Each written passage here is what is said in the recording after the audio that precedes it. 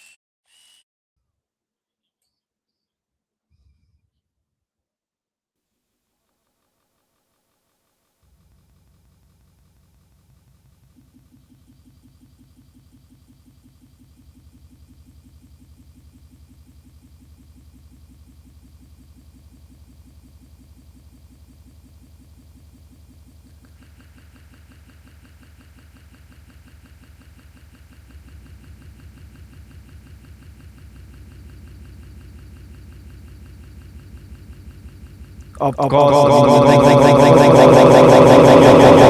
I guess. I mean, it was definitely an experience to really get all of this going around with being broadcasted remotely throughout this, all the way from Aachen to Bern. And we are already into the first draft. But what I remember mostly was the one in the Swiss stage from Absolute Frost. They went 6-0, defeated everyone on their way in the best of three stage, and didn't let out in the playoff one as well, where they only dropped, I think, one game against, ironically, MyInsanity, who is their opponent just now and who also finished a 5-1 split in the regular season.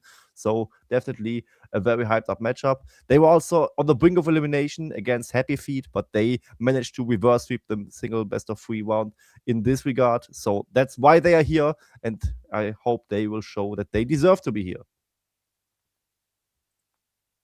The top two teams, they made it. They are also all here in Bern playing in the booth. And, the nerfs, they can always be a topic. And, of course, with nerfs, we also have to mention all the differences between playing offline and online. But yeah, since the draft is also going into, through the first bands into the first pick, Crincy, for the first time I can ask today, what is your opinion on the state so far? I mean, definitely not a surprise that we see the Rek'Sai ban coming out against Simon Esther, of course, who has been playing Rek'Sai a lot in solo queue, insane limit on the champion as well. We see a lot of comfort bans going through, but also bans that are like half comfort, half meta, I would say, with the Yunawa being taken away, with the Lucian being taken away, Orianna as a first pick, and also many mid lane mages bans against C's, which is not a surprise to me because yesterday I was fortunate enough to observe the King of Spandau, where C's was absolutely destroying everyone on Orianna in the Syndra and Cassiopeia, which were his most prominent champions. And he doesn't get to play any of those, aside from the Cassiopeia, which would be not a good lane matchup against the Orianna. So it will be an Akali, maybe for him, but maybe for Sioza in the top lane. Although, knowing Sioza, probably more in the mid lane for C's himself. And the Wukong, of course, to deny the also strong Wukong-Orianna combination. Exactly. So yeah, we go on. I think the Akali is super hype, by the way. Akali just as a straight answer into the Orianna, that is an amazing pick. That is a pick that I am so looking forward to. And now on the other side, I see I'm not too happy to see that, but I mean, it is competitive. It is the Grand Finals. You want to win. It is the Ashe and the Seraphine. Yeah, again, you know my opinion, right? I think just hard counter it with a Mel, with a Sylas, but of course it means you have to play those champions, or maybe you have even a different answer into it, and, well, it will not be the Sylas, it will not be the Mel, it will be the Nautilus instead. I mean, first of all, it's not really a bad pick in this situation, right? Because you win those hard all-ins, you can maybe combine it with a Misfortune if it's left open. But I actually expect Absolute Frost to ban this right away, as the second ban stage is now following through. And maybe even the Mel bot lane could also be taken into consideration to be either banned away by Absolute Frost, or if not banned, just to be picked by MyInsanity to go down this road. Would still be a good pick out all around. And the Sylas top lane is something that you already mentioned. This could be a lock-in for Sioza if they choose to go this direction. But for now, they ban neither of those. They actually ban the Corki, which has been a meta staple in basically every competitive year of League of Legends. But in recent weeks and months, I have not seen a lot of Corki, actually. Well, you still want to narrow down the pool in the bot lane, right? You still want to make sure you don't face any AD carries that you do not want to face. And of course, the same is true for our red side right now for MyInsanity. They don't want to face the Xin Zhao and the Udyr in the jungle. I can understand that. But still, I don't know. A lot of bans went into the jungler side. Okay, by the way, don't forget about the lane Xin Zhao mid lane. I hope we see that today. Would be hype, of course, but in all honesty, probably not. Maybe the teams aren't that experienced with it. Now, yeah, we talked a bit about the champions that will not be played, and Yorick is one of them. And now we can look at the champions that will be played. And yeah, the AD carry, I think that could be a decent choice right now, because then you still keep the flex pick between Wukong and Akali open. Definitely. And also something like a Varus is left open, right? It's also a very strong meta pick. But I think Misfortune could be a more likely option, but I guess not so much, as MyInsanity respectfully disagrees, I guess, and locking in the Ezreal just to secure some poke. I mean, so far the composition from Absolute Frost looks very squishy, with Ashe, Seraphine, and Orianna being locked in, and the Yorick ban kind of indicating that they might want to go towards the Jace in the top lane. But if they do that, which could still be fine for them, they definitely Oh yes. are prone to get poked down by all those mystic shots coming up. But it will be a Zahen lock-in, which is also somewhat of a takeaway against Ciosa. And it will just go towards the Wait! jungle as their ball delivery option. It will be the on. So it's just inviting Ciosa basically to lock in his comfort picks, which would be a Renekton or maybe a Sion to just at least slightly win those tank matchups. But maybe they go a different route and look into Vladimir. But Siosa, he could play Rumble, but Rumble is kind of a self counter, so it's very unlikely. I think the Sion is the most likely option. Yeah, I mean, name a more iconic duo, casters, and getting baited by hovers. I mean, for the players, it's the same sometimes, you know. Back in the day, you just hover something that you want the opponent to pick. You know, the strats, they are real. But yeah, for the last pick, of course, that doesn't really make too much sense. Now, we can see all the champions. Guys, first game, we see our compositions. And of course, Quincy, your main job here is to analyze, to give us your opinion. I know which draft I want to see win, honestly, because I just think Akali is a super exciting champion, but maybe you have another opinion on this. I think the Akali could actually be the win con for the set of MyInsanity here. If it actually gets towards the laning phase relatively well against the Orianna, it's definitely a very huge side fight which cannot be 1v1 by basically anyone on the side of Absolute Frost. Maybe the Zahen from the Monster does the best job in that regard, but it remains to be seen, of course, as Akali has a very huge burst pattern. And on the other hand, they have a Gnar against all matchup, which should be favored for them, as we already load into the game.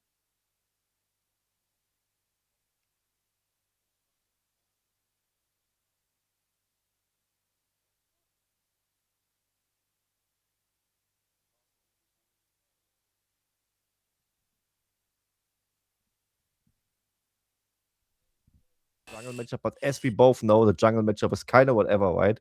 It definitely will not be that pivotal in the overall composition and game state, I would argue. So I think the more meta draft is definitely what Absolute Frost brought to the table, but there are definitely some spicy counter picks on the side of MyInsanity that can turn the tides.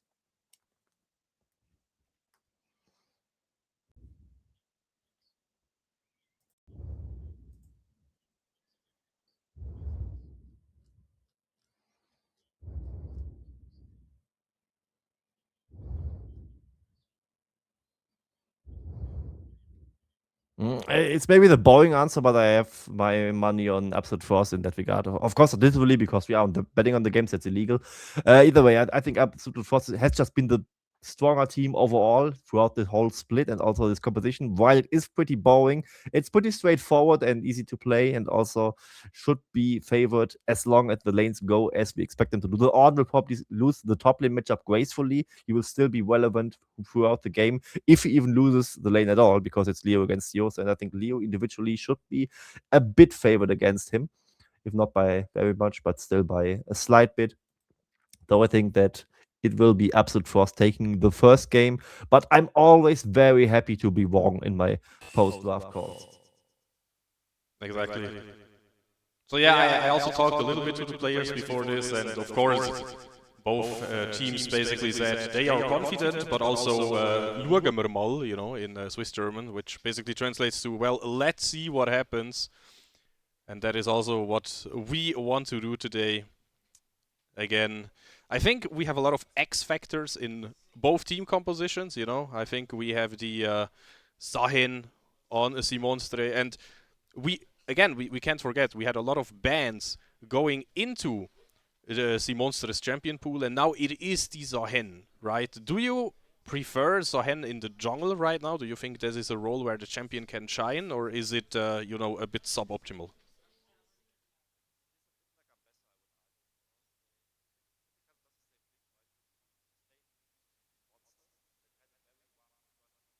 if you just go towards the jungle with this champion, you can basically dodge this stage of the game because you will basically just be 1v1 in the red buff or the blue buff or the other jungle camps, and probably not the champions that so much. You basically face them a few levels further down the line, and then you are already a chunk stronger than you would be if you just played in the lane. I still like Zahen as a laning champion, depending on the matchup you pull through, but in the jungle, that matchup doesn't really matter so much, so I think it's definitely a fine way to go.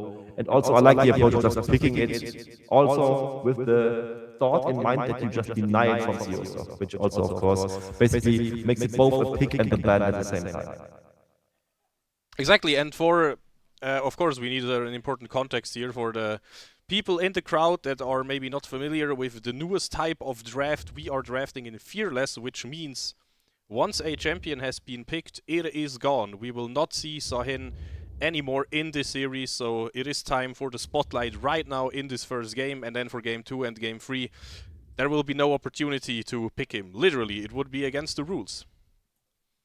Yeah, definitely. So it's basically, you could almost call it a double ban, right? It will just be banned for this game and also the next one. So this is how we go into the game, or we don't, maybe, because we seemingly have a game pause. So there's still some time left for us to really discuss what will happen with these compositions. I mean, we already see like Summoner spells and runes, right? And there's not really anything in particularly interesting, would I say, if I wouldn't see the lethal tempo on the Gnar and the area on the Orn.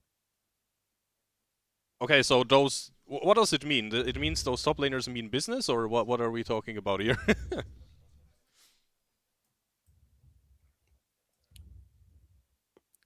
Sorry, can you repeat that? Yeah, what does that mean for the top lane matchup? I mean, you said those are special picks. You know, I would have expected a spell book on Orange side.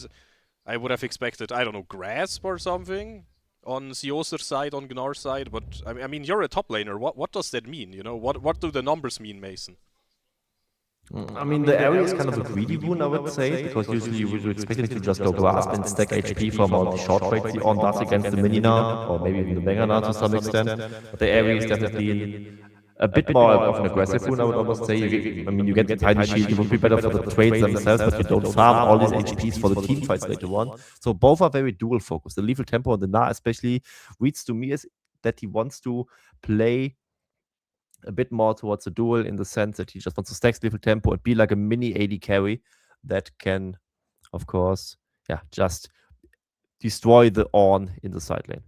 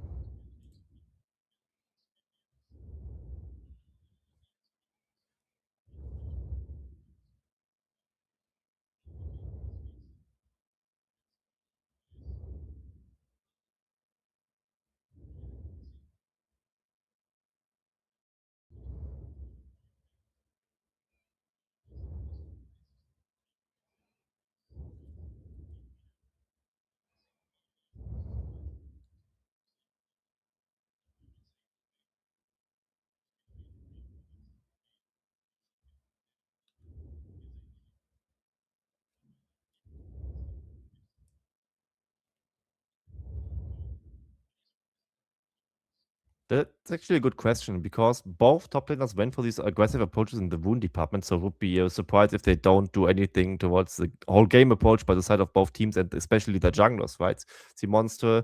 However, I think you don't really want to gank the Ornn much against the Gnar anyway. Maybe one early gank to really tip the matchup in one certain favor for both junglers could be done towards the top side, but other than that, I probably would expect them to still path towards the mid lane, path towards the bot lane, and bring those ahead, especially on the side of Cyril. I would expect him to maybe get some early gank towards Ashe Seraphine to really stop them from really getting going, and just secure the free priority throughout the game, and just stack Drake onto Drake onto Drake and get a very early Drake soul stack win condition.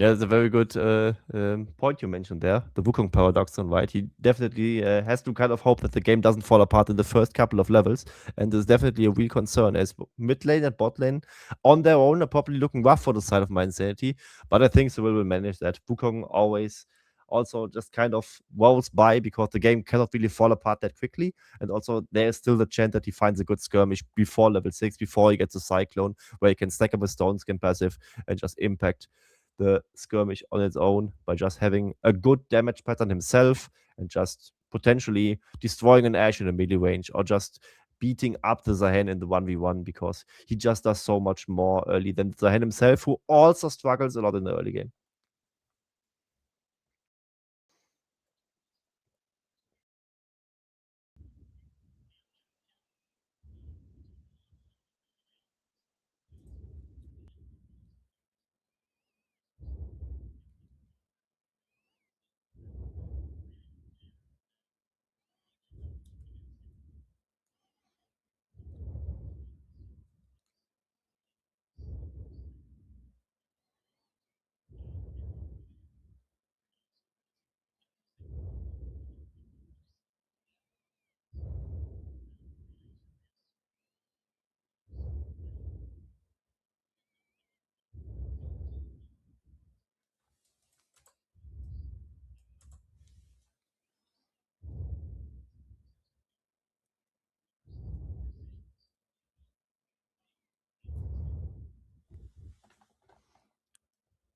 That's a very good point, of course. And I really wonder because, yeah, it's definitely up in the air where the junglers will really put their focus on, like even how the lanes in particular go. I mean, are Tyron and Boxer good enough to really play Ashe Seraphine to perfection, to really stop Arctozo and Philofeet from having any impact early on? And is a player like Philofeet ready to just pull the trigger and just go in towards the Seraphine to really get her chunked down early on? Or will they just play the lane very safely and just farm from range and just hope that they don't drop too many plates early on? There's still so much that can tip the scales in one side or the other. And also for Z's in the mid lane, right? It's an Ignite Akali, not a TP Akali. So there's one combat summoner spell advantage for him in the early game. But on the other hand, of course, if he gets ganked early on and just dies to a gank, he won't have the TP to come back. So if he dies early on, he will lose a lot more than, for example, iMac Business would lose if he would be the one to fall to a gank.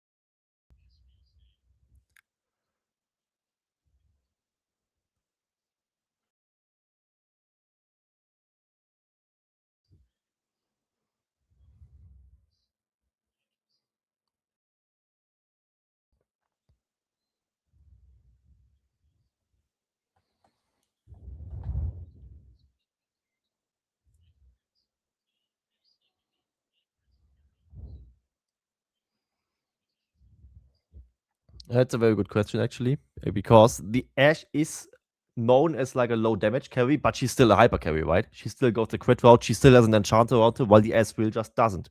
Ezreal, however, in recent times has been a bit better than he was in past times, considering his scaling, just because he has more items to pick from, and just because the AD carry role with the wall quest just scales a bit better than it used to be. I mean, even better than it used to be because it was already the strongest late game role, but now it gets a 7th item slot, and Ezreal has so many good items now. He can go Triforce, more mana, and the Sanger, Serilda's Grudge, Spear of Shojin. A second tier item is also possible, and then his boots, and that's just so much compared to before. So he doesn't fall off as hard as he used to. But I would say in this composition against such a heavy front line with the Ornn and potentially the Zahen to some extent as well, he would definitely struggle eventually if the game goes late. And if it does go late, it would be the honors on C's and Ciosa to really storm up the side lanes and make a difference over there, because the straight 5v5 team fighting looks better by the side of Absolute Frost eventually.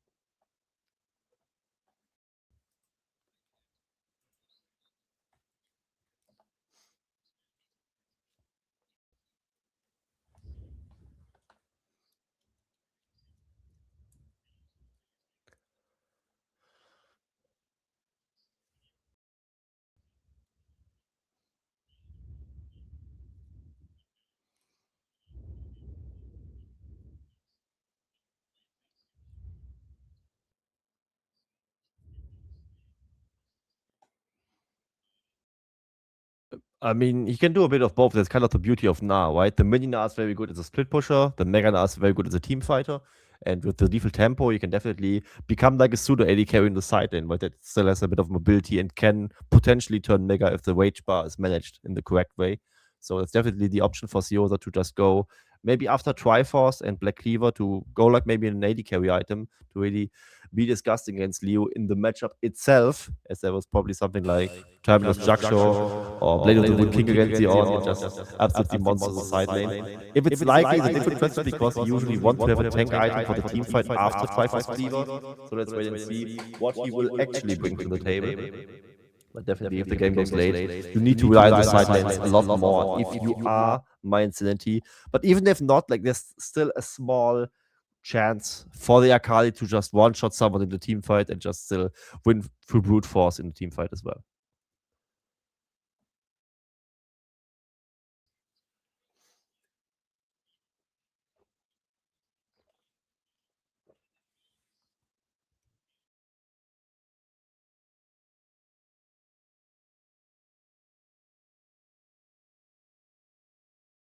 Insanity on the red side, if you have been active in the Swiss scene, you know some of those players for sure. Again, if you have seen any of the streamed games throughout the season, you have seen some of those players' names.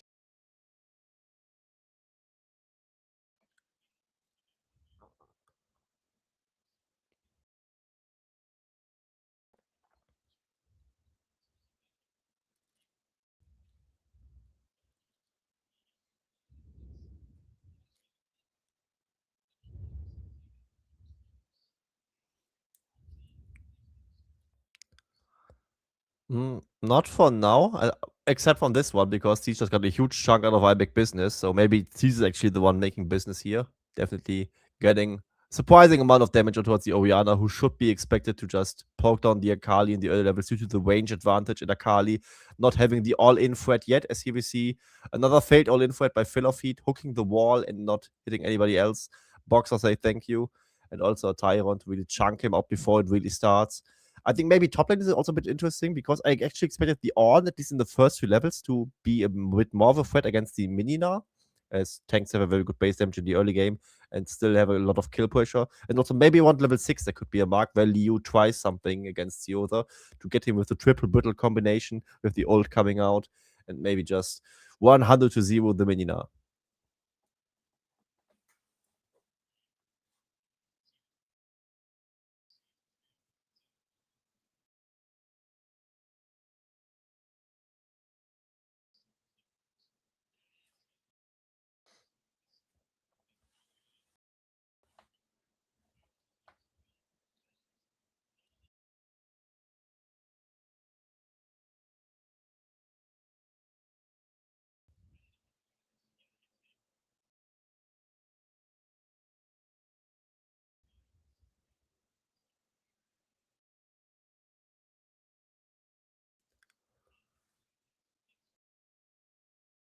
Yeah, and we see classic Ash Seraphine lane trade pattern, and Philopheed is not having fun for now, at least. Maybe at level 6 it will turn a little bit, as it's just keeping being chunked out. Tyron with a small C, etc. I actually want to say it's not that big of a lead.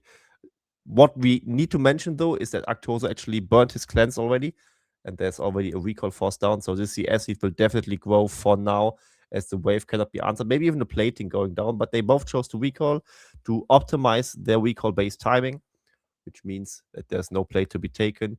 Either way, I think they are very happy with how the bot lane went so far on the side of Absolute Frost.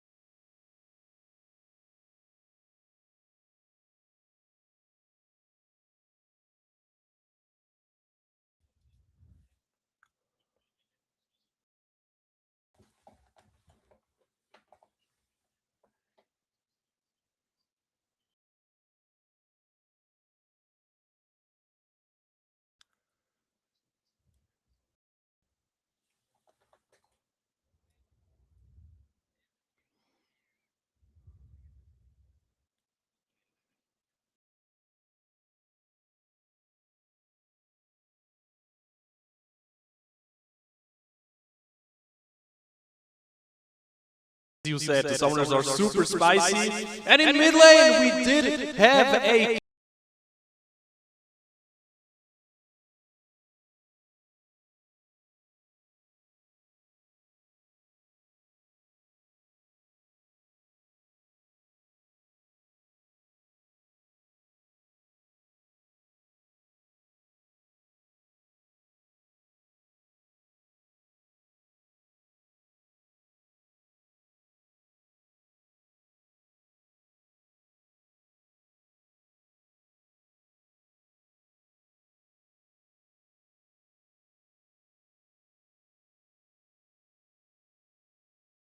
Now it's back to even slightly ahead from the absolute force, and the Akali down. The first couple 100 gold definitely hurts her laning power, but I think business hasn't chopped yet, so for now it should still be fine for Caesar with early.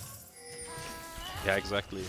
I mean, again, we like to you know, scream and shout a bit, but I think as a player, no matter which team you play for, you have to be like, hey guys, you know, it's still the early game, we have to chill a little bit, we haven't really fought over any dragons, you know, we haven't really hit level 6 yet, except for mid lane, and then everything exploded. Well, that happened, but that still means bot lane will soon hit level 6, and oh my god, the Ashe Seraphine combo, it is disgusting, and in my opinion, we have not really picked, you know, a classic counter into it, so of course I am really curious. Now, in top lane, we will see Liu going for the triple brittle combo. Siozer, can he get out of this one? I think he can, but look at him. He is playing with his range. He's playing around the cooldowns from Liu, and he will be just fine for now. He doesn't have TP up, though. And I think he was maybe not that too happy with it, because he dropped a lot of minions to get this all in going, and he didn't end up getting even the flash, but instead of Siozer, also very well played by him, using the minion to use the hop correctly to dodge at least one part of the combo, so ultimately he didn't fall to it. Leo now down almost 3 waves of CS, which is definitely detrimental and hurts him a little bit. Also the frozen hard wash will take some time. At least he can craft the items in lane, so he definitely has less to worry about like recall timings and stuff like that. I think business now. So hold up, yeah, mid lane, flashing with the Cyclone, the shockwave is huge, but is it huge enough? The second part of the final execution, and we are left with both mid laners on a sliver of HP, using their sums. And this is a whole lot of hype and attention from the junglers for, well, basically nothing. Yeah, I mean, Orianna Flash and Orianna Jungle, right? It's a bit more than nothing, I would argue, because especially the Flash can be very relevant, as these will probably try to find at least 2 or 3 more all-in angles, while that Flash cooldown is still down. The perfect execution also has a very huge cooldown, but not nearly as huge as the one of the Flash. It will be back up in like a bit more than a minute, so we will definitely get more chances on this one. But I make business, escaping that one also very commendable, using the Orianna shield to just get enough HP or deny enough ignite damage coming out, so he will survive even the ignite from Akali. Oh my god, man. When I look at this top lane, I am so tense, man. Sioza, he's getting flashed and he will die. Liu with the second kill of the game. Beautiful top lane stuff there. Everything now looking fine and dandy for that absolute force. The bot lane already winning, the jungle actually being able to secure the first wake. The mid lane solo kill, which was kind of an oopsie by Zeus, and now Liu also getting his first solo kill. Sioza very greedy with holding his flash button, not being able to pull the trigger with one. The flash auto attack should have been a bit more predictable, but Liu definitely stood up at the right moment for this one. And that's, yeah, the second solo kill for the side of Absolute Frost. And the game looks very good for them. As I say that though, Jungle's kind of behind the camps, and it's against the Wukong. That's definitely very unusual, but just the sacrifice the monster had to make to secure this first dragon. The thing is, if you think Wukong jungle has a slow clear, well, in the early levels, Zohin has an even slower one, or, you know, at least as slow as Wukong. Because Wukong's clear, you know, he's not the quickest, but it's decent, you know, I would say it's average. And Zohin is really known for being a good jungler, but being a bit slow in the clear department until he hits his first few levels, his first few items, maybe not even a full item, just some parts, you know, so it should pick up the pace right now in Simonstra's jungle clearing capabilities, you know, English is a hard language. And at the same time, It definitely is Räumungskapazität, you know, way easier in German. Oh, in the bot lane, that is a good hook, and Tyron, he's burning. Can we get some more damage? Arctozo, we will get sniped by the Enchanted Crystal Arrow. Filorfeed has to flash out. Maybe hooks back in, gets the kill onto Tyron. What is going on in this bot lane? Filorfeed is the first one to really put MyInsanity on the scoreboard, and it was a very surprising amount of damage from the edge ult. As you see, top lane another all in, and Filorfeed off screen actually got the kill into the boxer as well. So this Nautilus is ironically not an anchor for this team. Oh wow, yeah, that was a good point. Yeah, I think on the bot lane, Absolute Frost saw Sis moving, you know, and then you have the decision: do I give the kill over to Nautilus? Or do I give the kill over to Sis? And I think the correct decision was made, honestly. I mean, not really multiple options, that his AD carry was down, and he just had to collect the kill. And this one, that's the second one to strike for them. Ironically, from top lane, what I wanted to mention is the following thing. Liu, despite the solo kill, because he's down so many CS, is still behind the goal. So, yep. Oh, Arctozo! It's fine for now. Okay, yeah, the Arcane Shift, a powerful spell. We can see it again and again in action, saving Ezreal's life here multiple times. And, you know, if it doesn't do that over the course of a game, then, well, you're probably playing too safe. Now, is I Make Business playing too safe in mid lane? I don't know. He doesn't have flash. Beautiful shockwave there. And the snipe from Arctozo. Kill delivered. Yeah, and now we're looking up for a very interesting game. Yes, the third time it was MyInsanity now striking. This time the mid lane gank worked beautifully. Anarchist is still down the flash, and this time it mattered. Couldn't get out of this one. Cyclone was perfect execution, just too much damage onto him. And he's very happy to push out this wave, get his first plate or two. And another ankle land from Filorfeed. Oh, this could be an angle. Cyril will bonk Boxer into the grey screen. They will not find the second one, but hey, I think for Cyril, having those 2 kill participations and being that much closer to the Triforce is so good. Oh, absolutely is. Should be. Oh, hold up, arrow connecting. Wait, what? Who's engaging? Who wants to fight here? Nobody. Thank you. Okay, we're chilling. Nobody dying. We can chill for now, yeah. Exactly. Now the first item completions come in, of course. The Ludens for the side of I Make Business, the Kraken Slayer for Tyron. On the other hand, we don't have the item completions yet, as Triforce for the Ezreal is a very expensive item. Also the tier being, yeah, kind of shoehorned in between. So he definitely has to spend a little gold to hit his first one item power strike, which would be expected to be stronger than the Ash ones. However, yeah, the minions are doing a lot, but not enough here. Tyron finding a kill together with Boxer in the bot lane now. We did see the bait, but the hunter became the hunted in that scenario. Beautiful, keeping their calm here. And Tyron and Boxer getting a well-deserved kill. And yeah, Arctozo wants to avenge the support, but he will not be able to do so. But hey, maybe we will have a Dragon S consolation prize. They could have huge for MyInsanity if they were to be on this Wake scoreboard as well, getting their first Wake of the game. But we have seen why Ash Seraphine is so disgusting, right? The Ash slows turn every Seraphine beat drop slow into a snare, the snare gets turned into a stun, and so on. And you also have the Anchor as a follow-up charm. It's just so much hard to see. And I wasn't even talking about the Enchanted Crystal Arrow yet, which is also there. So it's not just the 2v2 kills leading for Tyron, also a huge CS lead. They are surprisingly only up a couple hundred of gold because of all the gank takedowns which were possible due to Cyril having an amazing early game as he completed his Triforce. And we see a lot of Trinity Forces in this game, by the way. So it's 3 on the side of MyInsanity, 1 on the side of Absolute Frost. These champions are spiking now. Yeah, exactly. We are looking at the scoreboard and specifically at the items. Ornn not having a full item yet compared to the Gnar, so I still don't know what's happening on top lane, you know, even in the mind game department, because yeah, you are 1-0 as Ornn, but as you have said, Quincy, you are not actually ahead because of the minion difference, but you also know that you can probably kill him. Well, now is probably a bad timing because, as we said, yeah, there's a bit of an item difference.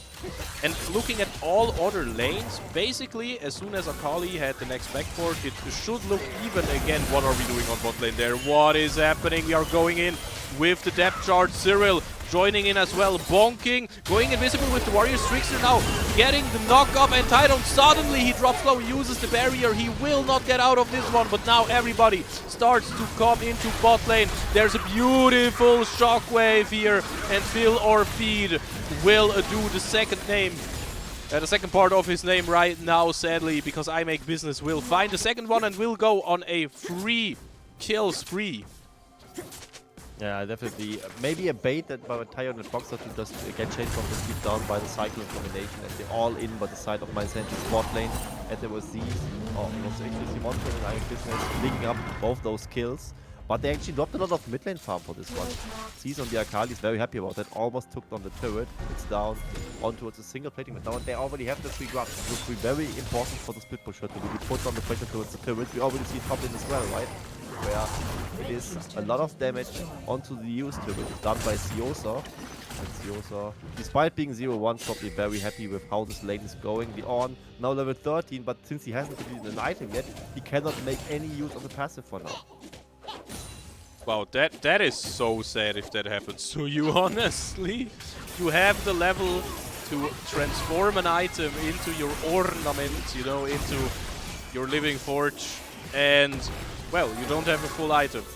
So, that is a bit depressing, but at the same time, I think Liu also just opted to buy some specific parts, you know, not really looking for a full item as quick as possible. You know, we see the Bommies... excuse me, Bommy Cinder, what am I talking about? We see the Thornmail basically already sitting... Yes, I wanted to say, we already see it sitting in his future inventory, but not right now, because, yeah, as you said, the Bramble Vest, I think, is a bit of a side grade right now and not really looking hot for his first full purchase. But yeah, looking at the game right now, I mean, you said you think Absolute Frost should, on paper, be the winner here. Do you still think that way, or do you think with the current game state we have a different opinion right now? I want to stick to my guns actually. Despite the game not looking too hot right now, I think they still have great scaling and great teamfight execution possibilities on their side with the Ashe Seraphine, with the Ornn. Also soon, hopefully, being in a position to upgrade items as he will eventually finish his own. Ironically enough, we have seen that I Make Business got the first turret on the bot lane while he was pushing mid lane as a result of all this skirmishing that happened in the bot lane. It is actually Siosa picking up the second turret in the top lane as he brings the first one from MyInsanity side. But also what we haven't seen really on screen, which was only seen on the minimap, was I Make Business escaping a gank with the teleport towards his own Nexus turret, funnily enough, which definitely hurts the chances to make global plays on the side of Absolute Frost, but still, it's a 1k gold difference. They still have an Ornn level 13, which will soon be more of a threat. It's now level 14 as well, and will virtually make the gold gap the other way around. Yep, exactly. The Ornn passive, also something that we can talk about for hours, but TLDR, you get more stats, you get more stats, and everybody in my team gets more stats, and you know, what is better than more stats?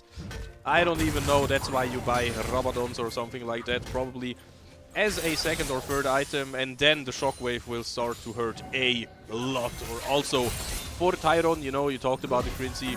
In theory, Ashe is not the highest DPS carry. Talking about carries though, now in the mid lane, we might have a really neck-breaking fight incoming. The charm is hitting, really good encore here. Can Monster get out of this one? His passive is not stacked, and that means he will go down, and I don't know how Tsiz did it, but it is a triple kill. We said it, Quincy, the Akali, big X Factor, and Tsiz is delivering. Yeah, absolutely is. That was definitely being too greedy by the side of Absolute Frost. They were still fighting on the dying turret. It was very upset the turret will fall. The power spikes for MyInsanity absolutely huge, but now the Ashe with the Triforce fully stacked here. Tyrone starting the fight up to 40% HP, and that will leave them down the turret, down the Drake, and also down 3 kills to the Akali. So this is ready to carry now. Yeah, Tsiz looking so strong. I wonder how much more gold does he need to go back to base and just get the second item. Thank you so much for production, by the way, for showing us that 1,900 gold is sitting in the inventory right now. So you want to spend that, but you also want to get a full item. All the gold was spent right now, so we are on even terms now because the Shadow Flame was the item that Sis has chosen. That it was. And that's something that we rarely see. Leo actually first upgraded an on item. It was not his own, but it was the one of his junglers, with Triforce being upgraded. Monster, which is now the master version of it, of course. Just some bit of overall stats on top of him. But now we need to address the elephant in the room, right? I was very confident in the ability of Absolute Frost to still win this game. Now I'm less confident about it, because now it's definitely a very strong power spiting MyInsanity. Ahead 4,000 gold still. And it's definitely a moment in time where the game can be made or broken by the side of them. And now Absolute Frost, their patience is questioned now, because now they need to be very patient and just respect whatever MyInsanity is doing on the map, and just farm into the game and fish for picks if they happen to find some of those. And also be very cautious, as there's still an Nautilus on the enemy team and an Akali on the enemy team, who are also able to catch you out if you are daring to misstep on the map. Exactly, and we also had the question about, hey, can Siozer split push? You said he can do a bit of both works. You are on 2 items right now, and Liu has just finished the first one. And yeah, I think we see exactly... Wait, hold up! That was so close! Siozer flashing away and... Oh, not getting hit. I think he felt the chill from the Frost Arrow, but he did not get hit here by that one, so... Everything all right. I can talk more about the split pushing capabilities from Siozer, because that is exactly what he's doing right now. I liked the idea, I liked the play, but the Enchanted Crystal Arrow did not connect, and now we have no ultimate on Ornn and on Ashe. Yeah, exactly. Siozer definitely putting a lot of pressure towards the bot lane. I think he kind of luckily dodged the arrow, because he definitely didn't see that coming. Just happened to flash right away, and time was a bit not hesitant enough, I would say. A bit too trigger heavy on the Ashe. Oh, as you can see, the next fight already coming.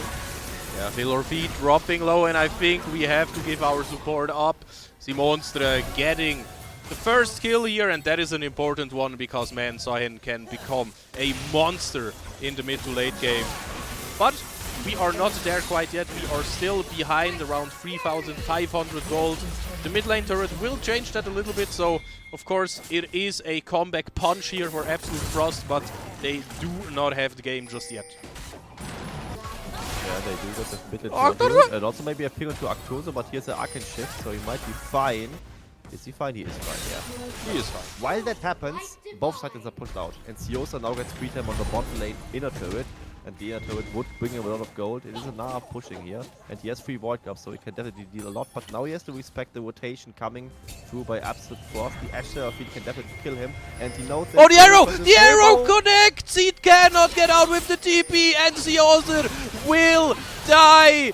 Will he though? He tries to grab the kill onto Tyron, and Tyron is forced to use the barrier, maybe panicked a little bit, but man, what an arrow! But on the other side of the map we can see the cross map play, and now Liu spots the inevitable.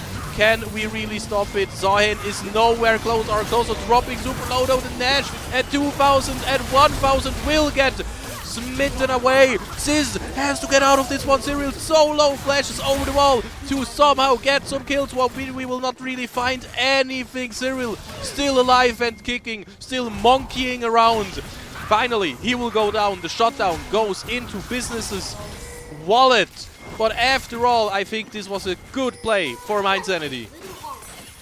I think it was a good play, but it remains to be seen how much they can really profit out of this Baron National that they just now got for 3 members of them. Both the top siders didn't get it, and also the push coming through with the time that they have now with advanced numbers on the side of Absolute Frost. They still get some turret biddings.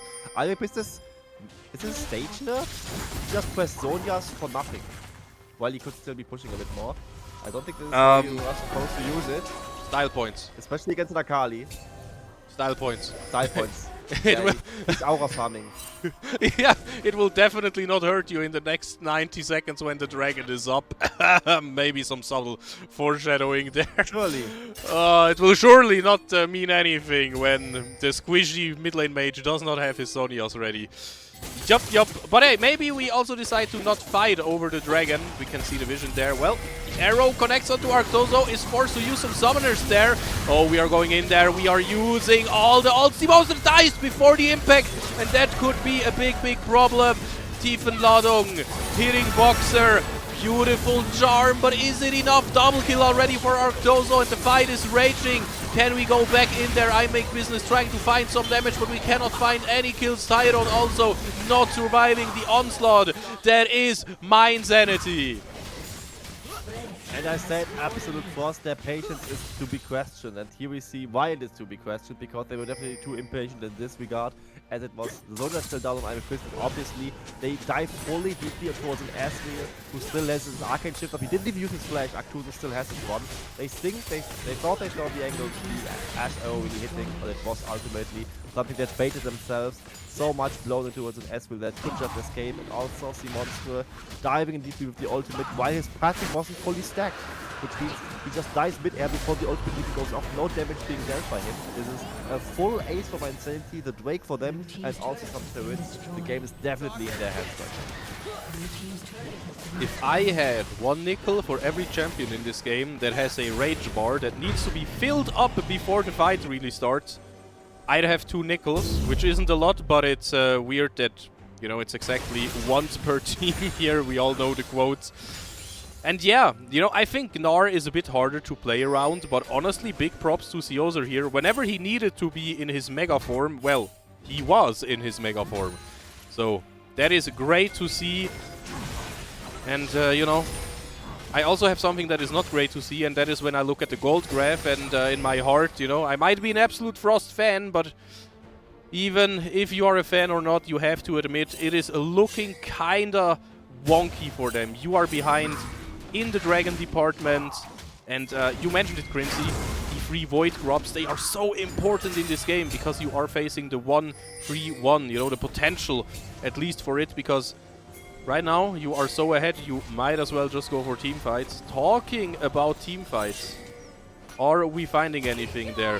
The arrow is going out into top lane. The chain CC onto this is a shutdown if we find it. We will find it now onto Simons, and now everybody joins the party. Call it Super Smash Bros. Because, man, this is surely a weird team fight, because yeah, Sis is dead, but so far nobody else is dying. We have 2 different fronts, and we are going back and forth because, well, where are we going? We can see Simons going into the passive, and on the other side, Liu dying.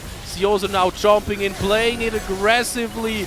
He has to go Mega to heal back up at the same time. Phil or Feed Arctozo, Cyril, they are trying to find the proper focus. They will not do so, but man, Arctozo looking so strong on the Ezreal, finding a double kill, finding the last one with his team, and somehow we got the ace now for MyInsanity once more. And that was the Hail Mary, tried to be played by the side of the cross, and they throw everything at the kitchen sink on towards Steve, and they actually managed to find him, but that was at a huge cost as the fight split into 2 halves. Siozer with the instant Mega Nar gets back to Mini Nar, fights as a semi-AD carry for half the fight, survives with 10 HP and just barely gets a second Mega Nar form transformation again, just to deliver a second Mega Nar ultimate as well, and that ultimately turns the fight. It was also Arctozo who was able to somehow kill the Ornn of Leo, despite a huge frontman being in his face, and he still managed to hold up against it, as he also is very well itemized for this occasion, I gotta say. He has the Triforce Muramana, of course, and he has the Saga, which is mandatory in the Ezreal basically, but also Lord Dominic's Regards, which definitely amplifies his damage towards his higher HP sources, which are the Zahen and the Ornn, and even the Zahen with passive this time available was not enough to zone away MyInsanity of this fight. So they are now 9,000 gold ahead, and despite all the ornaments that are on the other side, they are definitely the heavy favorite now. Yeah, the gold lead is just so huge. Liu having a hard time to escape here. Siozer, his nightmare is becoming reality as you get chased down. If you have no turrets, then yeah, that is exactly what happens if you ever wander off too far from your base, from your turrets. And now the Baron Nashor is spawning once more. We have 1 minute until the dragon is up, but hey, might as well take Nashor first. I don't think we contest it, but I also have to say I like yeah, I do like the maneuver here. I do like the response to MyInsanity taking the Baron Nashor, or do I like it because this is in the mid lane trying to stop it? Is it 2 versus 3, and yet this makes it look easy. This guy is so ahead on the Akali right now. This is not supposed to happen, but of course we are looking at a 10,000 gold difference here, and that means Boxer and Simonstre, they have to put on their running shoes and try to get away somehow into safety, but Sis is there. He is kind of low though. He could be cooking too hot here. Boxer will die. Super squishy, of course. Sis dying to the shockwave. Will not respect the I make business enough, but I think he has inflicted enough fear into Absolute Frost's hearts that they have to keep on running away. Simonstre not really having the mega performance on Sahin that he probably wanted to have in this game. Yeah, it sees a bit of overcooking, as you mentioned there. Just saying a low HP close to the shockwave. The shockwave from IF is definitely being enough to finishing off, but still a good fight by the side of MyInsanity. Of course, a very good sequence overall, right? The Baron being taken down, the catch while taking Baron being done in the mid lane. And I like the idea for Antitrust to just try to use it gracefully, right? But oh my god, Tyron! Oh my god, Tyron! Wait, Arctoso! Will he go down? Will the ult come through? It will come through, and Simonstre will get a kill then, will get the revenge. Dragon Soul in the hands of red side. MyInsanity will get it, fill or feed. Yeah, he is the sacrificial lamb, and now Cyril also jumping over the wall thinking he is tanky enough, but is he? The Warriors Trickster and the Flash have to be used to get out of this one, but will Cyril get out of this one? This is such a massacre right now because Simonstre getting another kill for his mid laner I make business, and if there was ever an angle for a comeback, it is this one.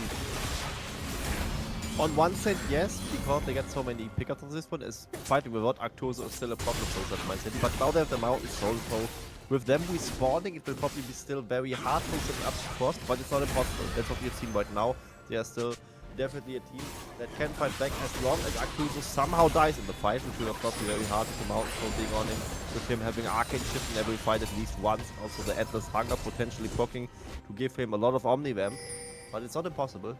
Just one good catch and it could definitely skip the tails in a different direction again, but still 7,000 gold is a difference. The ornaments kind of make up for like a bit more than half of it, I would say, but the Mountain Soul is the elephant in the room right now. That alone can make it so easy to manage this team fight if you are MyInsanity. Yeah, exactly. And I mean, hey, even on Akali getting tankier, you know, being harder to kill, that hurts so much, because don't forget, Akali has some Omnivamp on the Hexagon Blade. A bounty has been claimed, you know, that is great. But now what is happening in this fight? We still fight an uphill battle here for Absolute Frost. The arrow will connect and Simonstre wants to go in, he wants to find something. We have to respect the flank though, but hold up! We get some kills here, Arctoso down, Fill or Feed down, and now suddenly it looks really doable here for Absolute Frost. Those teams, they don't stop punching back and forth. Sis has to get out of this one. I know Sis is having an incredible performance in this game, but this is a fight you cannot win anymore. The TP being used and being interrupted once more. Seozer now going with a huge gnar to try and fend off Absolute Frost here, but he will not be able to do so. The only survivor is Sis.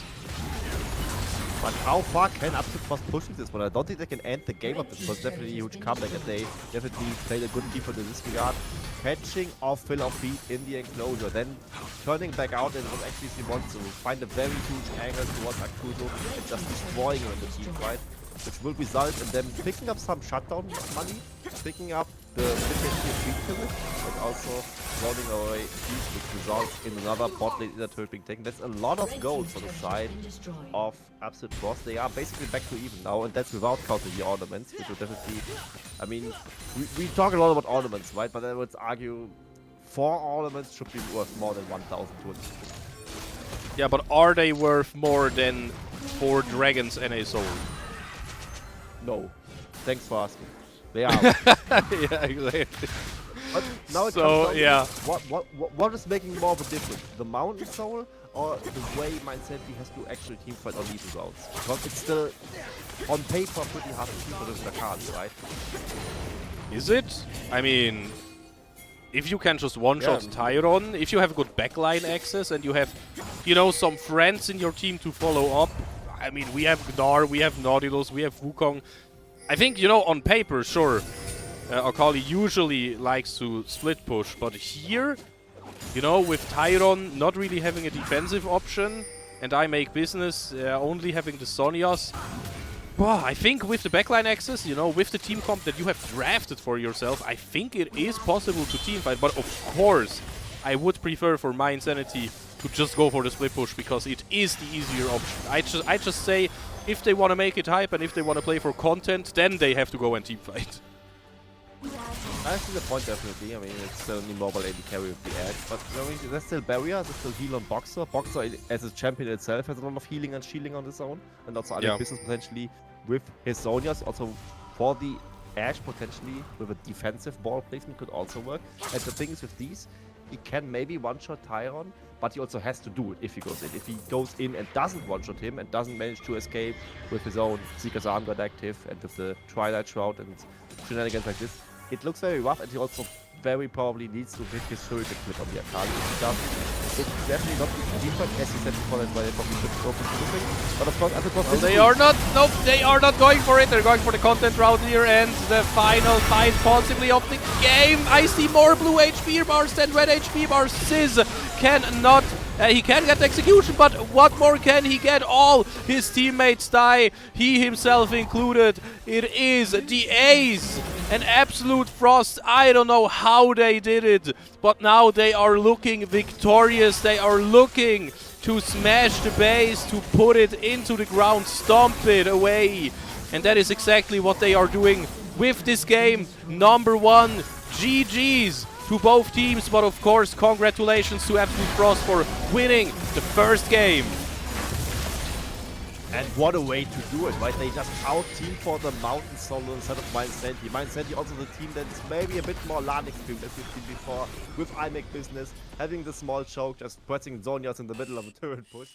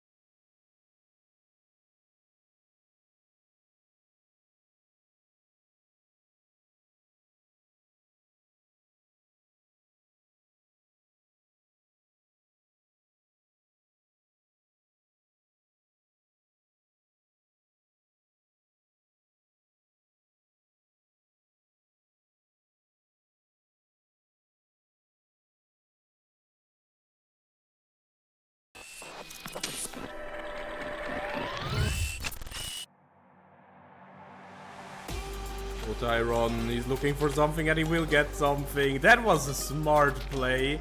But now the curtain call. Oh, Tyron with a beautiful arcane shift.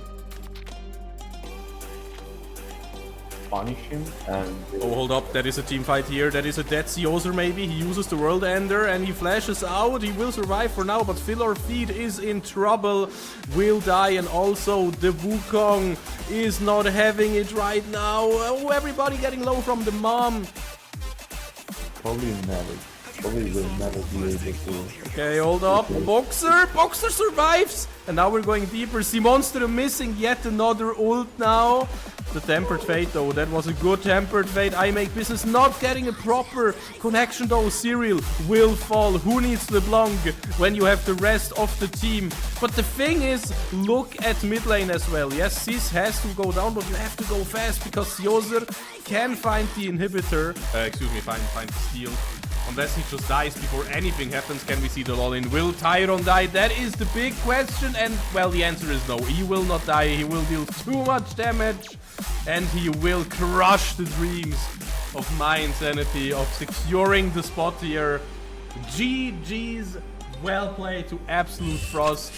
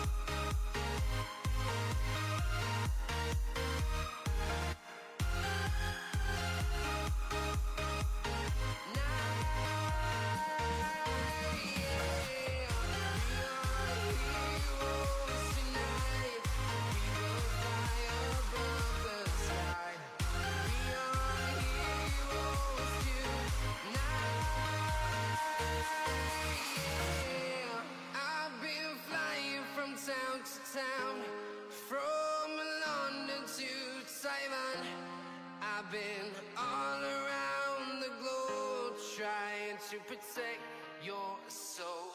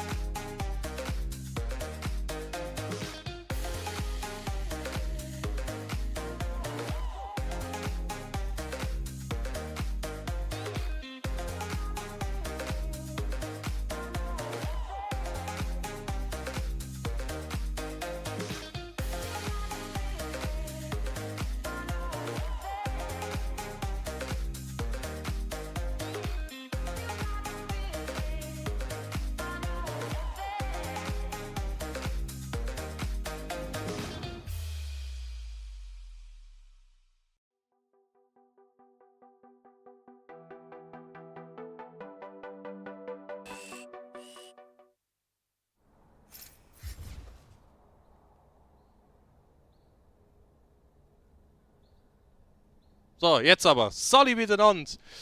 Und I'm so not used yet to it, to pressing that. You see this? I have to press that button before you hear me. But there we are, guys. It is an amazing day here in Bern in the Erupt Gaming Lounge. You know, there's a lot of stuff happening outside there. I'm so happy for all the viewers that we have here. And of course, I don't know how happy I should be about the first game, because, well, it was a back and forth. It was a hard-fought victory, but I also think it could, you know, give us a potential quick 2-game series. Crincy, what do you think? Where will we be headed for the next one? I mean, either 2-0 or 1-1. We have two options, of course. It's I mean, it just now 50-50. looked... I want to say convincing, but it's an absolute frost, but it kind of didn't. So let's wait and see. I mean, the last couple of minutes were very convincing. I mean, they out-team fought a Mountain Soul, and you, first of all, got to do that. And we mentioned Prior, right? Akali, maybe not the best team fighter, but also kind of fine because there's like not a target on the enemy team that's like not easy to one-shot. Like Ashe Seraphine definitely are, and the Orianna with Zhonya's down definitely would be, but definitely seem to be a problem for the side of Z's and MyInsanity, who are probably very angry about themselves because they definitely were in position to really close out this game but then some good catches by the side of Absolute Frost, and definitely that was all it took for them to pull out ahead in game 1. But we have seen some promising stuff from MyInsanity as well, right? They were so commanding in the mid game, and definitely up to the task in general to be a threat in this series. Honestly, I don't know which direction you want to go with this. I feel like, as a player, I'm probably telling myself, if I'm on MyInsanity side, okay, if we just didn't group in the late game and we just went for the split push, we would have won. Now, are you happy about that because it is a mistake you can easily fix? Or are you just annoyed with yourself because, you know, why didn't you do the proper call? You know, it's like, it's always a tough call, you know. Yeah. The thing is, if it wouldn't be Fearless, I would not be surprised if they just won back the same composition, because composition-wise it was definitely fine for them. I mean, I was favoring the draft for Absolute Frost, but for the wrong reasons maybe, because they weren't as stable as I expected them to be. They only really were, like, once the late game really rolled out and they kind of clicked, and MyInsanity kind of didn't, as they were definitely some strange calls for them in the way they got poked out of the fights. Also Arctuso randomly getting one-shot by the Zahen in the late game team fight, which definitely shouldn't happen like this. And they were just trying to maybe overthink a little bit in how to approach this team fight, that they were really coming from two sides. The Akali in the flank, and in itself makes sense, right? That they kind of forgot their own S-Wheel, which was very strong in this game overall, but definitely a very fragile target for the side of Absolute Frost. So if it wouldn't be Fearless, they might won back the same competition, but they can, even with Fearless, maybe won back a similar style of competition. Maybe just replace the Na'Vi with Renekton, instead of Akali, you just play Silas, or maybe play Yone or Yasuo or something for Seas. Could work out, but they also can shift their style, right? Seas is a player that's very prone on these control mages. They did a good job on the side of Absolute Frost to really negate this pressure by banning a lot of them and then first picking the Orianna away. So there's Orianna already out, and I think they could have locked in the Casio, but they probably didn't want to have that, as it would have been a rough laning phase for them and potentially 3 losing lanes in the early game, assuming the Ornn punches in our early on, which didn't happen, fortunately for them. But there are still a lot of options for MyInsanity, so I would be very hesitant to call them off for the night. Exactly. And I think everything you just talked about, it just shows how complicated drafting in League of Legends can be. Oh, yeah, your champions want to synergize with each other, but oh, yeah, you also want 2 priority lanes, you know, in a perfect world, but not 3, because then, you know, it could also be a problem, but then you need the jungler with the better clear speed, right? And you have to think about so many things, and then you have the perfect composition drafted, and you are full normal damage and no magic damage, and then suddenly the enemy tank only builds armor, and, you know, it still just does not work. So I think getting the perfect draft, even though, how many champions do we have right now? 170, I think? So even with that many champions, it's even more right now. Yeah, I mean, even with so much champions, so many champions, it's just impossible, you know, to get a 100% perfect draft, you know? That is, yeah. And the thing is, I cannot really fault someone like Tease for locking the Akali, because the Akali actually won lane against the Orianna. And it was, like, aside from a couple of late game mistakes, which maybe even weren't mistakes, it was just maybe how the champion works, and how it really just came into place at the end of the day. Him winning lane on Akali against Orianna is definitely promising for the side of MyInsanity, as they have such a good individual player on this side. So can't really fault on this. Maybe he just replicated on the Silas or something like this. And I would expect the backside to still be banned, and I also want to target one topic that's regardless of the series, because what was told to me was that there is some sort of lottery going on at your location, at the Iwat in Bern, which is at the bar. There is a giveaway for a Logitech G Lightspeed mouse, so definitely check out the bar for further instructions as we load on towards the second draft of the series. Exactly. Yeah, there should be a whiteboard, and if you see some names written on it, well, that is because if you write your name down there, then you could win your beautiful mouse. And, you know, talking about winning, we are a step closer to finding out which team will be the winning one, as Absolute Frost is still on the blue side, MyInsanity is still on the red side, but of course the bands, they do look a little bit different now. do they, right? Lucian was banned as well, the Rek'Sai taken away, Syndra also I think was the first rotation ban, the way as well, the Caitlyn ban is used, is what I think. So maybe it's absolute force, maybe focusing more on the bot lane right now, with picking something that's not good against Caitlyn, maybe something like a Sivir could be something that they are looking forward to pick for Tyron. It could be something that definitely works, as Real has already been taken away. Yeah, maybe also Jinx could work or Varus, but if you want to play Varus, you probably don't ban Caitlyn, so I wouldn't think that's not it. Maybe Lara would have been the choice for them, but MyInsanity was like, nah, can't have that one as well. So now, another first pick for them. Karma! If this would be like meta, I would expect like something like Bard, maybe, No, Karma! or Karma.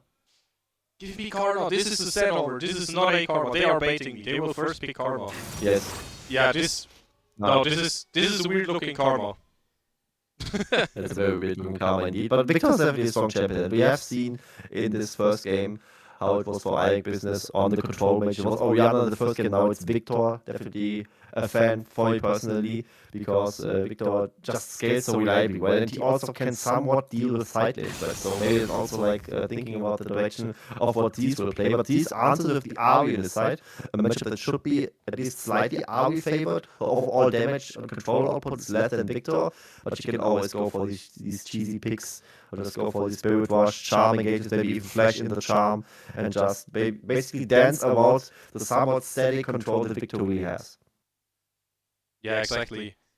I was asking myself, is Victor really worth a first pick? But, I mean, Victor is a powerhouse. That is, yeah, something we all know.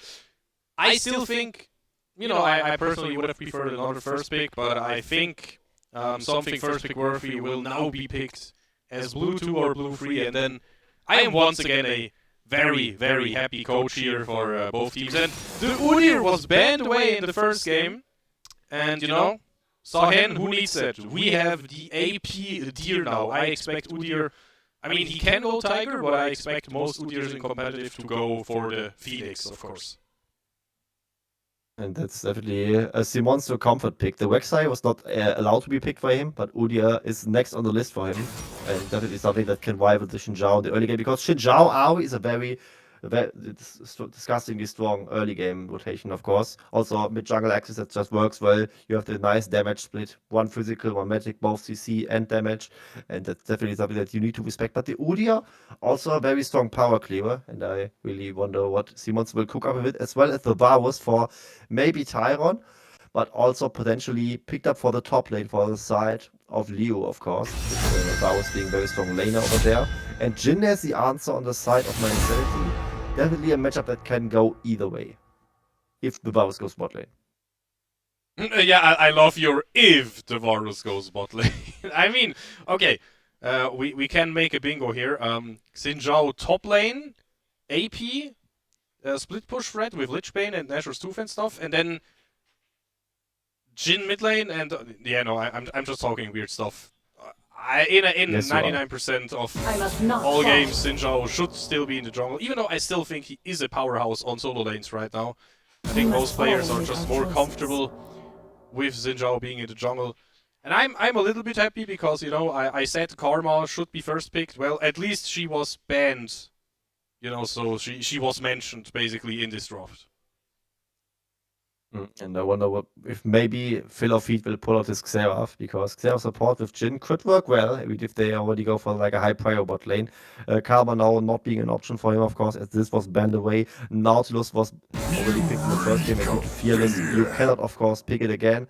So maybe Phil of Feet gets reduced options. It might have to even go for something like the Xerath support or the Elise support or some other fun stuff. But the Bard is also still open, and I think Bard should be an option for them, as Yorick gets taken out again. So I have seen from the solo queue records that Leo actually plays Varus top lane, but he can also go for something like a Jace. Oh, imagine Varus going top lane. You know me, I love those weird picks. I mean, you know, for a while I have cried as a jungler. I said, man, I just want to play my bruisers. Why is suddenly Syra or Brand viable or even top tier in the jungle? But, you know, nowadays, just go with the crazy stuff, so why not Varus top lane? I think Varus top lane can shred lanes to pieces.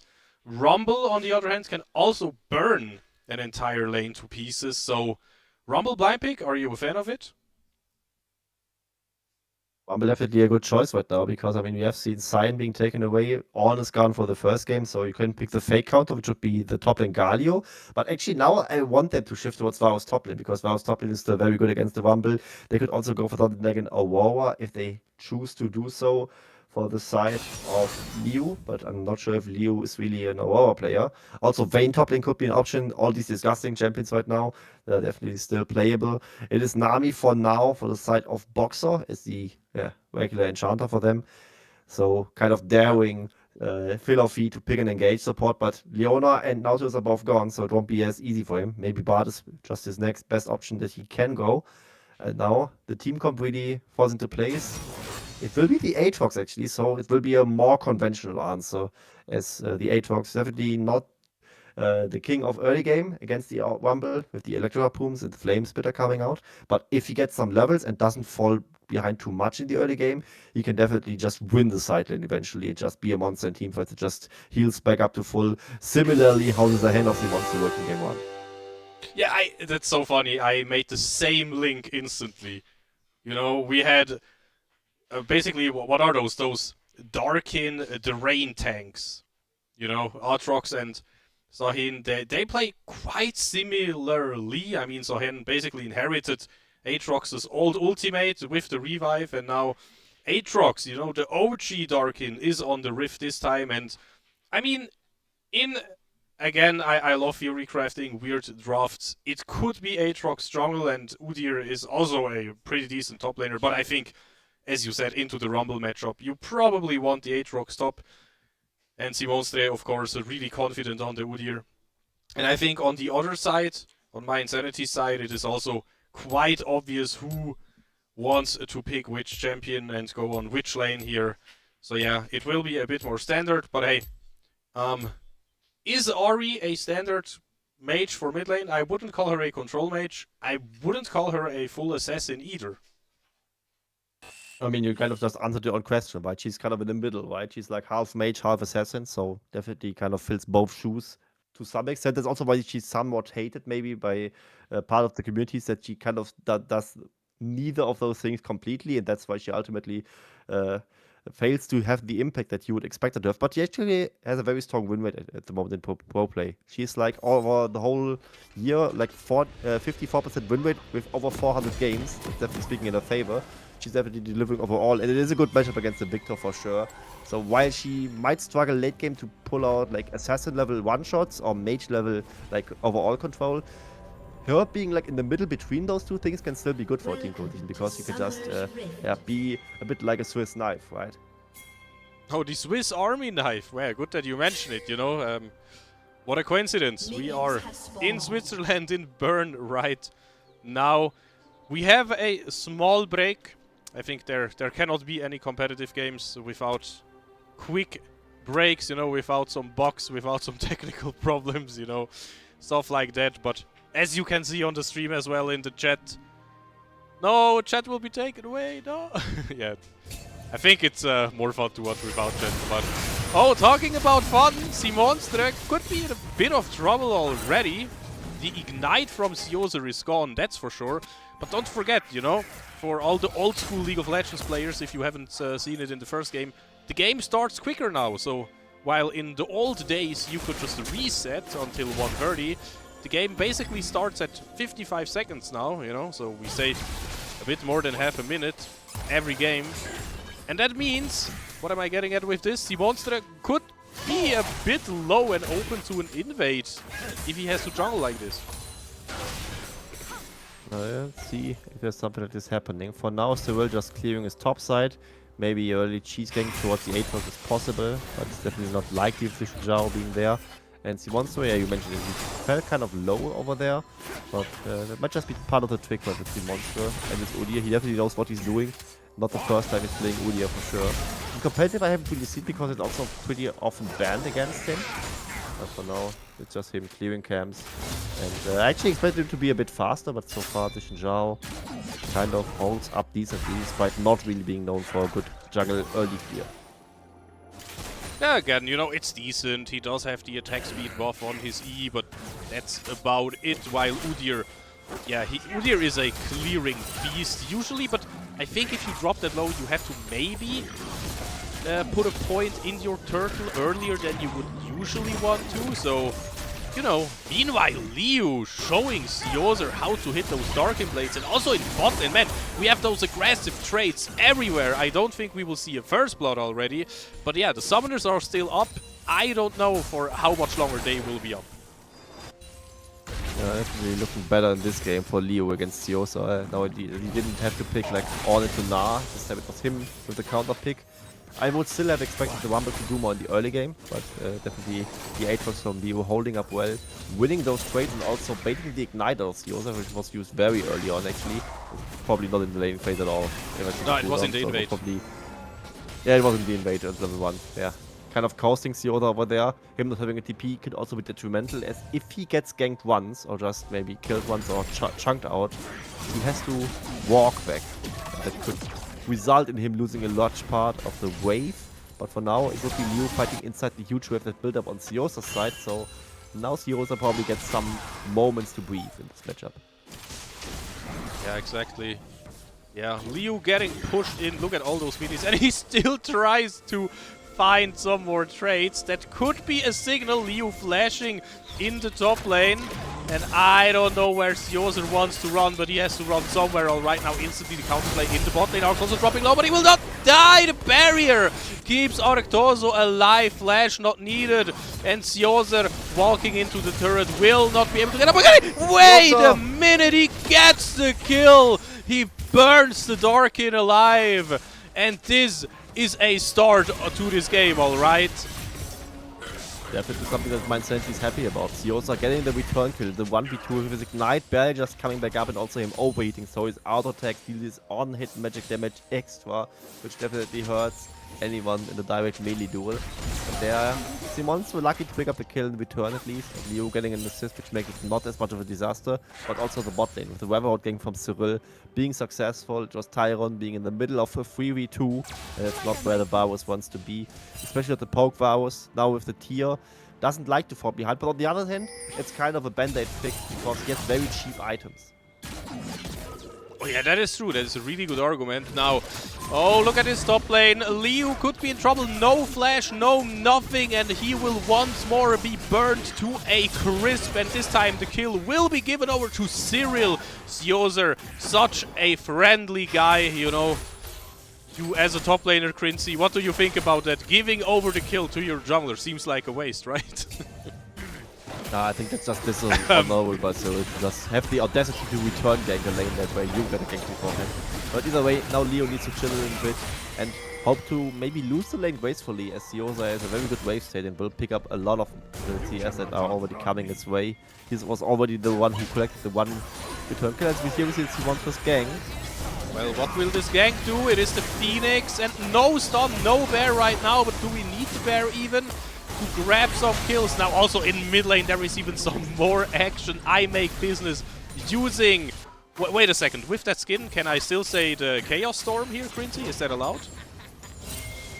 Actually, it was very well managed by the side of I Make Business, right? He was flashing away, but also still burned the flash of T, so it was ultimately a gank attempt that he was very happy to get, as he evaded the gank while also burning something from T, who has to recall now and walk back to lane. He himself has to do the same thing, but both with the same result. It's definitely something he's happy about.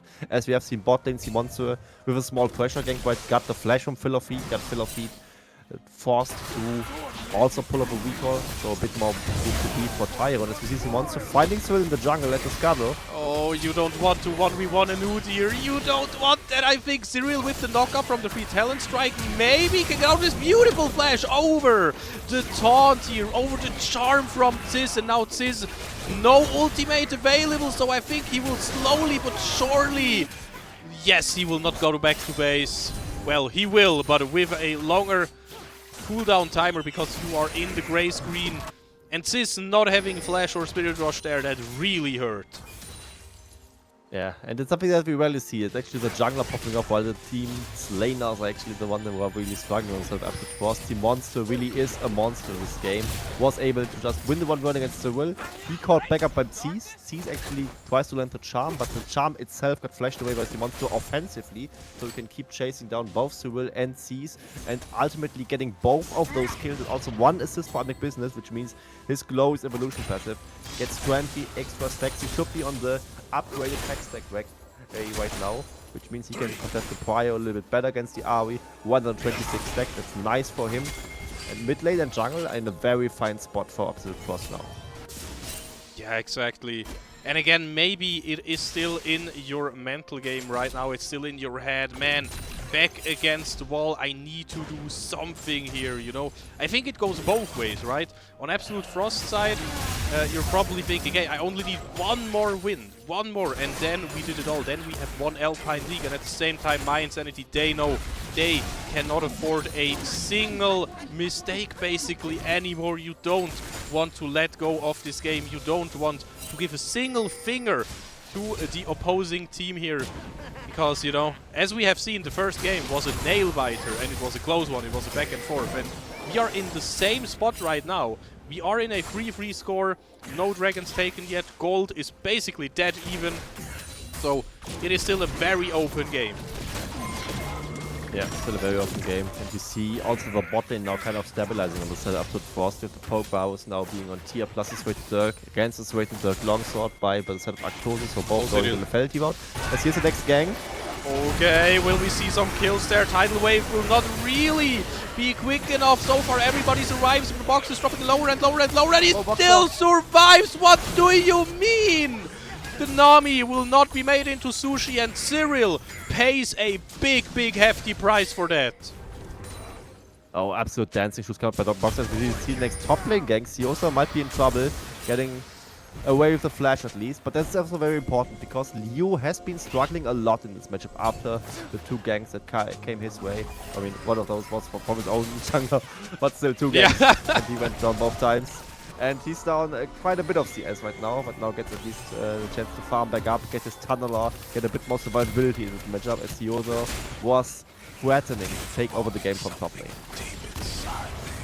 Yeah, and I mean, both those top laners can be such a huge threat, and they are also all really item dependent. And yet Cyril is in the bot lane once more because, man, he wants some revenge. He will not get hit by the Aqua Prism, and that means he will certainly grab kill number 1. Boxer can just fish his way, how do you say that? Float away. Yeah, okay, let's go with floating away. And finally, the first dragon. I think it's a decent early game dragon, you know, a bit of faster rotations over the entire map, sure. Definitely will be the first dragon for the side of MyInsanity. Tyro now being down, and he was, of course, the main presence in the bot lane. And actually, Boxer and Arctoso are not done fighting yet. They're trying to annoy each other there, or even more than. Oh wait, the turret though! He dies! Okay. Okay. A bit too eagerly, I gotta say. He goes down. Oh man. Yeah, another gang. Yeah, Simonstre, we got the flash in the last gang, so now this should be the final chapter, but look at the damage from Sioser. Yes, we got the kill onto Simonstre, but Sioser once more, he got a kill before he died, and I think you are super happy with that. Absolutely, you are. Oh my god, it doesn't stop! You're a bit greedy. It doesn't stop! What? Okay, yeah, I'm fine. a bit too high. Okay, okay, he will be fine, okay. I get to talk for longer than 10 seconds. Either way, I would criticize Leo a bit because he didn't use the World Ender, which could have been detrimental to just survive this gang against Siosa. Definitely tried to hold on to it. Also, pathing in towards Siosa at the end looked more greedy than it was probably. As you see another bot again, and I don't get to talk more than 10 seconds. My bad. No, the action is everywhere and it doesn't stop. We are full throttle, and the same is true in the box lane as Cyril gets the kill now. Finally gets the sushi he deserves, but he will be picked up. Now flash forward from Arctoso. Will he find the revenge kill that he is looking for? Arctoso with the barrier, and finally we see a conclusion in bot lane. Arctoso and Phil Feet, they are alive. But Tyona also playing on the edge, but that was maybe a bit cooking too much, but also Arctoso, right? In the turret range. almost going down. Tyron also sniping away to Shinjao after his crescent guard also expired, so the projectiles could hit him again. As before, he was taking 3 turret shots just to dive Boxer. Ultimately, it was Tyron who fell for the 3rd time. But we have a very even game right now, right? It's even in gold. 1 Drake to the side of MyInsanity, the Grubs to the side of Absolute Frost. And all the gold is on the Udyr. And I think that's a good thing and a bad thing at the same time for the side of Absolute Frost. As usually you want your laners ahead, right? But the Udyr being an absolute monster and being able to impact the whole game literally is also far from a bad. And I mean, in general speaking, most of the times junglers only have single target damage, right? At least Udyr, with his Empowered Phoenix, can hit multiple opponents at the same time, you know? And while we're talking about it, Simonstre is doing work, flashing under the turret, still tanking it, you know? Oh, look at this bro. He wants to give the kill away to one of his carries, and he will do just that. Business will finally start making business as he trades this bot lane kill with his jungler. And that's very huge, of course, for the side of Absolute Frost, if you have seen. Ooh.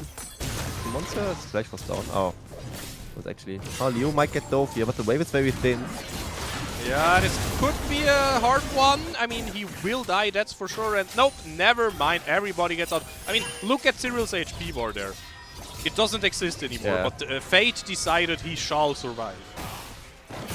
Yeah, that's 3 turret shots tanking again on the side of Shinjao, but he has a Sunward Sky, he has a lot of HP, and also the stain coming off once in this whole skirmish. So it will be Sioza not securing the kill, but securing the assist for himself. Cyril with his 5th kill, but also Simonster, we mentioned it earlier, right? He's on 5 kills. This time he actually donated 1 kill to Adek, which is very huge in my opinion, as it secured them the turret on the bot lane.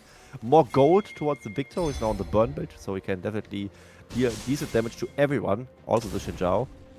And 20 more Glorious Evolution stacks. He should be on like 200 right now. I actually check on my own client. It's 237 already. So he's on a good path to get all these augment upgrades for the Victor. And I think those are maybe even more important than the items themselves. And the item department also looks more than fine for him. Yeah, exactly. I think we can see more or less standard things in the item department. Of course, I'm always sad to see a Xin Zhao not going into you know, a little bit of AP, because I think that's just a wonderful thing to do nowadays, you know, get this 100% AP heal scaling working for you. Now in the top lane we might have a situation, because it is a 3 versus 3, which will be turned into a 4 versus 3, because Oractozo, ranged ADC, is also here, you know, and Jhin surely has a lot of range compared to most ADCs. Yeah, and that's just the monster being there for the zoning. If MyInsanity dares to step up a bit further, then he will just threaten to destroy them. That's enough to just secure some plating to the top lane. They have the 3 grubs that we see. There's also a lot of plating money for Tyron, and the wave being going to waste for Sioza, who in general doesn't struggle in the economy department, right? He's very much well farmed against the Aatrox. But now Leo gets a few minutes, or maybe at least a few seconds, maybe 1 or 2 waves, where you can just farm next to the Ari, who can, of course, also threaten him to some extent. Oh man, Cyril coming into bot lane once more, this time to gank the top laner, and Liu forced to flash. It could be worse, but still losing the flash on Aatrox, not happy about it. Definitely not. Leo didn't really get to play the game for now.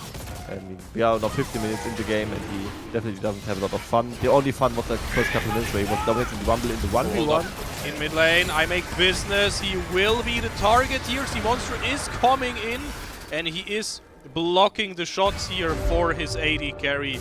So yeah, and I mean, hey, second item Deadman's Blade, so, oh, hold up. This could be an interesting one. Top lane still forced to flash away from the tidal wave here. Good stuff, good stuff. Once more action around everywhere, and that's also what I wanted to, you know, just talk about briefly.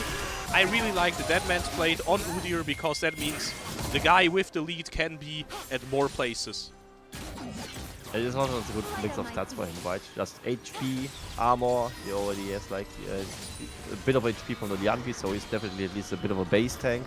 And the movement speed is just the most important stat for the Uri, right? The question is always, can he catch up to the enemy target or can he not? And Deadman's Blade definitely helps with this one, also providing the 1 on hit slow to get like follow-up for the Victor, for the Varus maybe even, or even for the Nami. And also I think it was interesting that Tyron was just bravely stepping in towards the Equalizer to just approach the Osa. It was 3 levels ahead of him, but with the backup of Boxer it was definitely possible. Tidal Wave forcing out his flash. And now I'm still waiting for Leo to really become a champion, and now he made one important step towards it as he finished his Spear of Shojin. Now he's on one item, that's a very important item for the Aatrox, lowering his base cooldown. The bread and butter of the Aatrox is also the ramp up damage can definitely help the Aatrox to stay relevant in this game. Yeah, exactly. It's Also so become important. relevant in the first place. The thing is, I don't care if it's Black Cleaver or Spear of Sojin or even Eclipse, I don't care, but you need some items on Aatrox. Like, Aatrox scales so well with items, so... yeah, looking at a 4 death, 2 assist, no kill Aatrox, it hurts a little bit, but then at the same time, we look at the 2 item, 5 kill Udyr. I think, again, this game is a really close one, and it can tip any minute, and it might just do that in the mid lane. Tyron, no chance to get out of that one. Beautiful engage there from Phil or Feed. Yeah, absolutely. And Tyron not finding an angle to flash this one, as the curtain call deals some damage to soft the blow, but they still want to fight this maybe, or do they? They actually don't. That's probably the smart decision, as fighting without the poke powers would be pretty hard. The Victor, of course, is a DPS machine, the Udi to some extent as well. But overall, I think the War of Attrition would just be lost by Upton Cross. As I say that though, Tidal Wave comes out. Oh, we will see another fight. We will see the equalizer, but will it really equalize things? Feed will die to the Chaos Storm there. And Simonstre, he is dancing around. He wants to tag as many people as possible with his Phoenix, but now Cyril jumping in, doing so much work. And I make business. He did survive closely. Now top lane is also coming in. Liu, are you finally champ? The World Ender is going to end some worlds, but which world will it be? And of course, I was totally wrong. He tried to do something, but he didn't find anything, and nobody wanted to commit under the turret. But hey, at least we do get a turret, while we might trade Liu for it. Yep, Liu, you still do not get to play the game. Goodbye. And now another teleport coming in the mid lane, but it could be a little bit late. A bit late of a TP by Abby, because I think he could have just walked and would have been fine either way, or just TP bot him where he wants to go anyway, as we have the Leo going then for the 5th time. But he's still not completely useless, I would say, but it was definitely a bit of an overcommit for him. This time at least he bought time for his team to finish the mid lane outer turret, which is a very important turret, of course, for the map control of the game, but also just a small lump sum of gold, I would say. The turret probably gave more gold than the Aatrox did, if I'm completely honest. So I think Absolute Force definitely can live with this one, as they are down 2 Drakes, but they have 3 grubs and almost 2,000 gold of a lead, which isn't much at 20 minutes, but it's more than nothing, I would say still.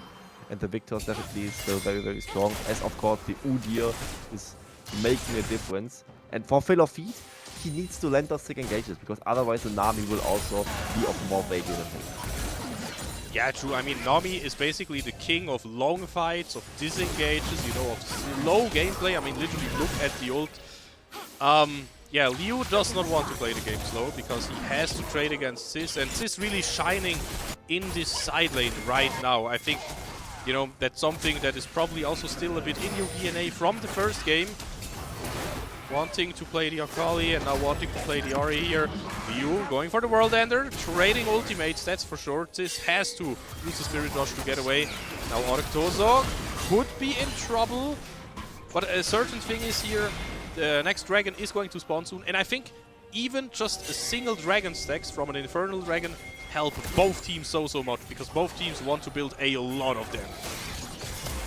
I mean, just for Absolute Force, it would be good to deny this Wake Soul Take win condition, right? And for the side of MyInsanity, it would put them into Soul Point. So, in that regard, it's very important as we see a TP coming up. Both teams really want this Wake. Yeah, that is for sure. Both teams also really want backline access, and MyInsanity will be the first one to find it, but at the same time, Seozer has to flash out. This will be a close one.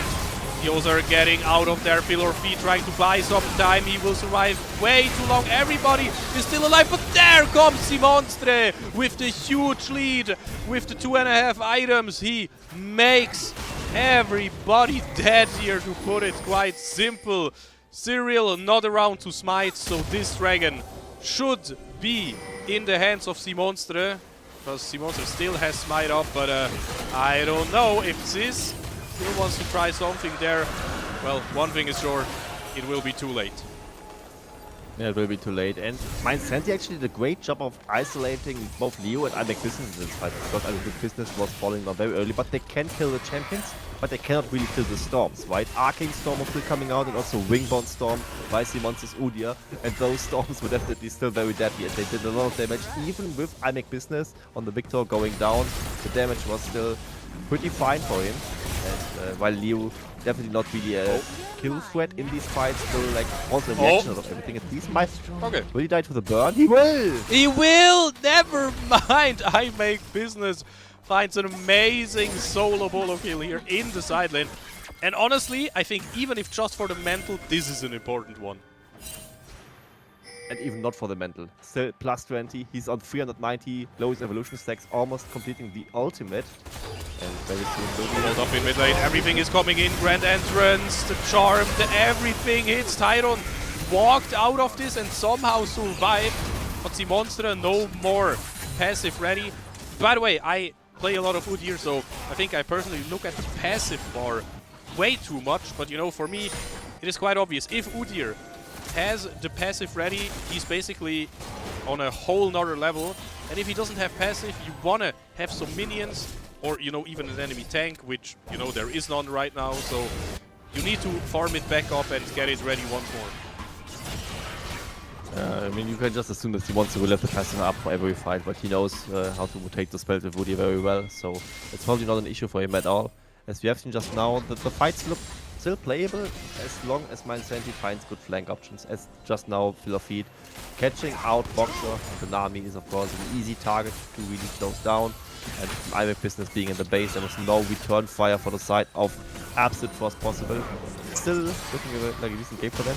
2000 gold is still the lead, which is not much, but it's honest work.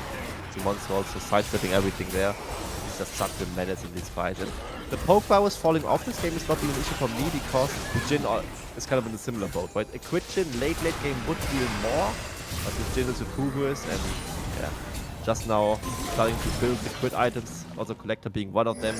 It will take some time before he just takes over late game, if at all. Talking about taking over, Leo in the side lane decided to use the World Ender. I probably wanted to trade for the Spirit Rush from Sis, but Sis kept his cool and used the Proto Bell to get out of this one. And now suddenly, wait, this is dangerously close to the Nashor, but we're not starting it right now. So we might need something to face check. I mean, you can throw in the Equalizer. You know, it shouldn't have a terribly long cooldown at this point. So that is also a big plus about having a Rumble in your team for those late game stages. You know, and I'm talking late game. We are at 24 minutes, but it feels like we had so many fights. This has to be a way longer game than it actually is. And now talking about fights, here we go. Once more Boxer will die super quickly, but that is not the important target. The important target will die now. Tyron giving the double kill to Arctozo, even if you don't want to. Arctozo getting some more funds here. And this Nash could be started. Leo still in the side lane. And I don't think this Aatrox can teleport here, so this could be a really, really safe one if it isn't for Simonstre lurking. Not really connecting anything so far onto Simonstre. Oh, I Make Business, kill Sioser. Sioser, wait, he's just getting Sioser like it's nothing. And this could have been an overstep. Leo cannot join, but they don't even need him right now. I think they have to board. MyInsanity has to run away, but you don't want to give over that Nashor. You don't want to overcook here, and Nashor will finally reset. And this is a positive sequence for Absolute Frost yet again, because this inner tilt in the bot lane that Leo just took, it's like 1000 gold for him. He was definitely struggling all games to really find any impact. And it was a double catch by MyInsanity, but they pulled off the Baron with way too much confidence. I think the Baron pull off in general makes sense, but Siosa a bit too overconfident, I would say. He was just 1v1 the Victor here, because the Victor is definitely very strong in this department against something like him, especially with the Rocket Belt Rumble, lacking in the overall damage stuff to really just burn him down, and also without Equalizer, not really a chance for him. So it will just be 2 kills for 1 for MyInsanity, but losing a whole turret to Leo. Leo is probably very happy with that sequence. He's only down 600 gold against the Rumble, by the way. The dragon has spawned, and what are we doing? We could fight in this choke right now. I think everybody will feel the tension here, will feel the pressure. Okay, Absolute Frost, they decide to not contest the mid lane wave here.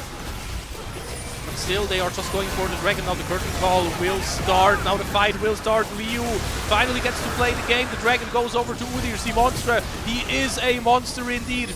And I think with the dragon gone, you just have to run away here. MyInsanity. Simonstra flashing forward here. He wants to find more. He will drop low. Will he die? He will. He will give a kill over to his mid laner. But I Make Business will also die shortly after this. Have we wanted too much? Cyril jumping in. And this could...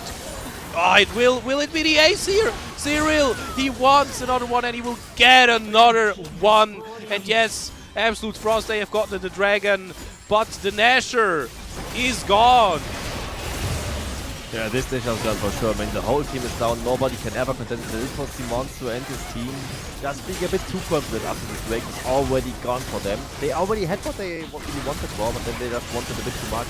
It is one of the 7 deadly sins, right? The green coming out. And just flashing in towards the Ari. You can still Spirit Rush out. The range was also a bit of a problem in this situation as the mobility from champions like the Ari. Also Cyril finding a good re-engage towards the backline, the Varus and the Nami. An easy prey for him. And while I Make Business got 1 kill in this exchange, it was definitely a huge fight for MyInsanity. They get the full ace and the Nasher, and now it's on to them to really make use of that Nasher. And they already got Nasher in the first game, and also the Soul in the first game, and it ultimately wasn't enough. Now it's back to them to really make the most of the threat they just got. Honestly, I think Absolute Frost, they saw the win. Okay, hold on. Hold that thought real quick. Tyron, he will not have a chance, and Boxer will follow him into the grave. Another nail in the coffin. I just wanted to say, you probably already saw the victory, you know? You saw, hey, we win this fight, we get Nasher, and then we have gained so many resources. We will have such a big advantage. But MyInsanity, they are not done yet. They are fighting back, and we can see it in the mid lane. Just now, this jumping over the wall with the blast cone. And I Make Business, yes, he's golden, but can he only delay the inevitable? And now Absolute possibility to chill, because they are just not losing gracefully after this whole Baron situation. Oh no! Fourth kill going down, Simonster giving away another shutdown. And it's a 4-4-0. They have Baron. They might just threaten to end the game here, because the next wave is coming in. I mean, the recalls are coming in. The respawns are coming in. Oh my god, look at his Sidon! He will get off instantly! No shot! Liu isn't here to help. Liu is fighting Siozer and he might win that fight, but does it matter if your team is dead? If your base is in shambles? I think this could just as well be the finish. Nobody is up except for I Make Business. Can he clear the wave? I don't know. It will be such a tough one. It will basically be impossible if we just focus the Nexus on MyInsanity side, and that is exactly what they will do. Guys, that means we will see a game 3. MyInsanity is not out of this one yet. Yeah, they are not out of it yet. It looked pretty rough after the second break was taken, but one...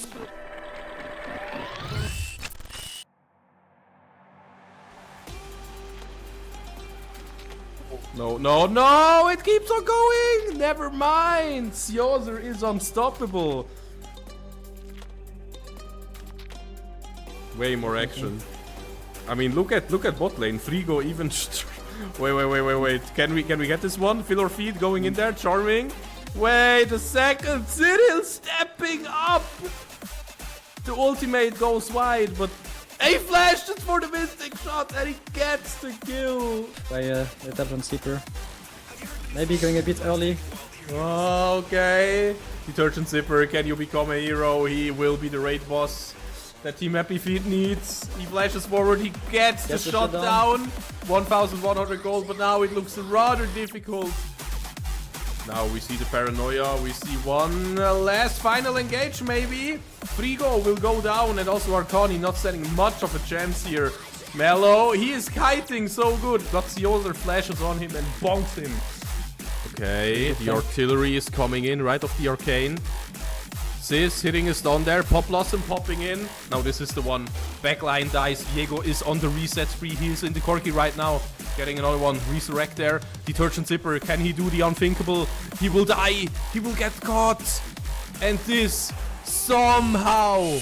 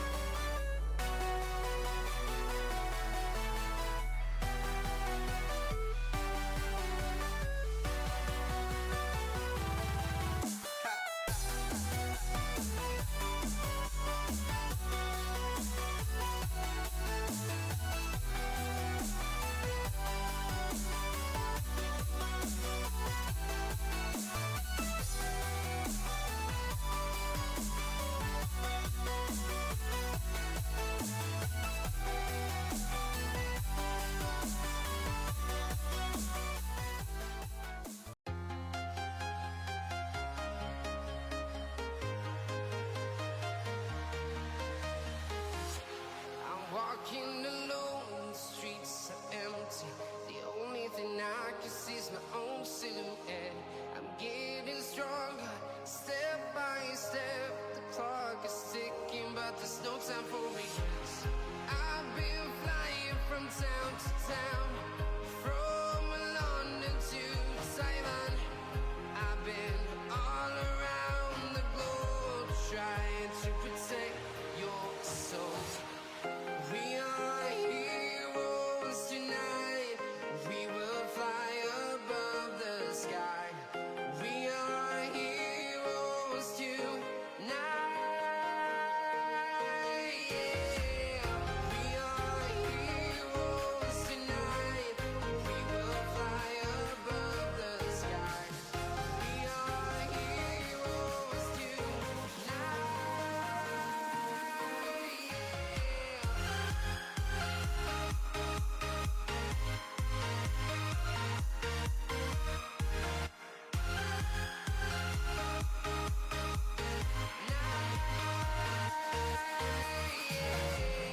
Feel like a dynamite, ready to explode right up in the sky. I need you to listen, I need you to hear, and don't show any fear. I've been flying from town to town, from London to Taiwan. I've been all around the globe, trying to protect your soul. We are heroes tonight. We will fly above the sky. We are heroes tonight. Yeah. We are heroes tonight. We will fly above the sky. We are heroes tonight.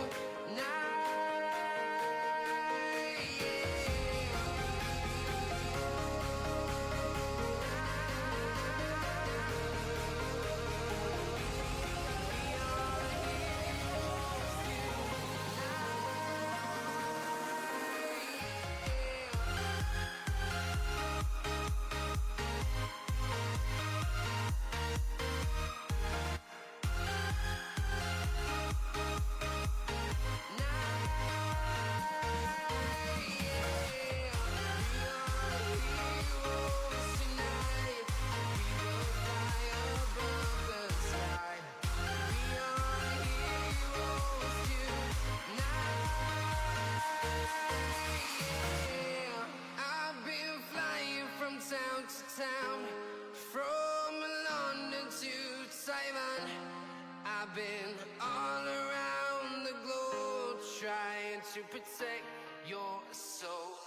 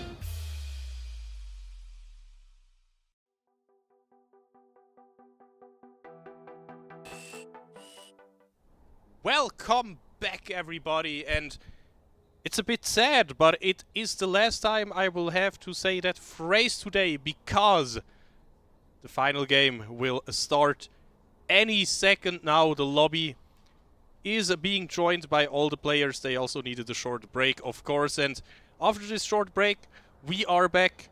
Quincy, how are you feeling about Game 3? I'm just glad that we get a game 3 at all, right? I mean, you mentioned it was a bit sad that it's the last game. I'm just happy that there is another game at all, because you can also like have like the glass half full mentality, which is what I prefer to have over this one. We will get another game, and this will be the deciding game.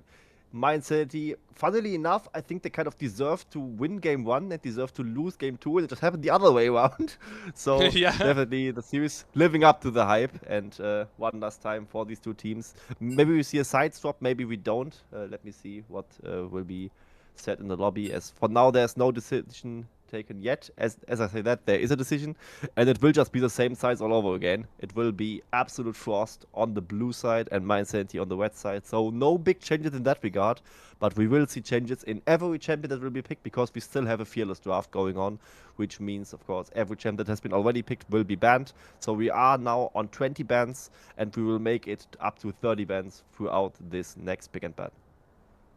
I think production just cheered when the We Take Blue came in lobby, so they don't have to change the layout or anything. Everything just works. Oh, I feel that so much. I mean, you know, I also work behind the Yeah. camera, and both as producer and observer, yeah. Just getting rid of that hassle right away is definitely a pleasure for the production team. So cheers to them. Also, thank you in general for the production team who, let's not sugarcoat it, right? We start with some issues, but over the live event itself, everything kind of fixed itself, or actually didn't fix itself because they fixed it, and I think that is what they definitely need to be applauded Yes. for. Exactly. I always say I think it is the toughest job at those events, because nobody sees you, right? And there's a lot of pressure involved, but pressure, you know, I always love to talk about things and then make a connection. As a player, I gotta be honest with you, you know, whenever I played a game competitive like this, I won the first one and then I lost the second one, and I felt like, man, we should have won that one, you know. I'm gonna be honest here, I think my mental wouldn't be that clean right now, but good thing I'm not playing anymore, good thing it's the players, because yeah, we will see how clean their mental will be in the next game. Yeah, I mean, I think both teams are probably very chill about it, right? I mean, everyone in the Switzerland scenes probably knows each other. I wonder, actually, that maybe something that you can tell me. Do the players talk with each other between the games? I mean, not within the team, but also with the enemy team, like bantering a bit against each other or some stuff. Is that happening over there at Bern, or is there something that is avoided by the teams? I'm not really too sure about the rules. Honestly, I think we have some rules in place for that. I can just tell you, at every LAN event, whenever you finish a game, you usually go over there and talk to the other players, you know. So, and the people, they know each other, everybody knows each other, you know. So, I don't think you usually don't talk, like, between the games, you know, because you want to prepare your own draft and everything. But after and before the games, oh, you bet your sweet ass we will go bantering and basically trying to get each other tilted, you know, check the mental, check the resilience. Yeah, so we will go into game 3 draft now, and this is, of course, where we will see the Lucian ban yet again, right? The Caitlyn ban. Or maybe we don't. Let's see what will the approach be of those two teams. Cinder ban, not a big surprise, which is sad because I wanted to see another stacking champion. Which I like to drag it against. And the Rek'Sai ban against Simonster, also no big surprise, right? Yeah, exactly. I mean, Simonstra with a really, really good performance in the last game on the Udyr. So, if we have learned one thing, do not give this guy his confidence. I am quite patient. Just whatever you do, just don't, you know, just We must all do make our whatever choices. you want. I don't know how good he is compared to his like special picks. If you just force him onto, let's say, a Jarvan, you know, that would still be open here. Caitlyn is open. And they log it in. Oh! Nice. And Jin is taken away and Varus is taken away. So the go-to counter pick's also not up anymore. And yeah, we saw the Karma first ban rotation this time.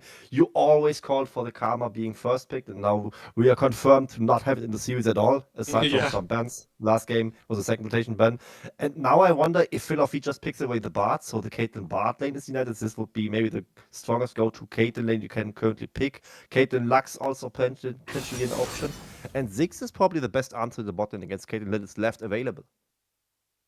Well, that is something we haven't seen in a while, but it is going to be a 6.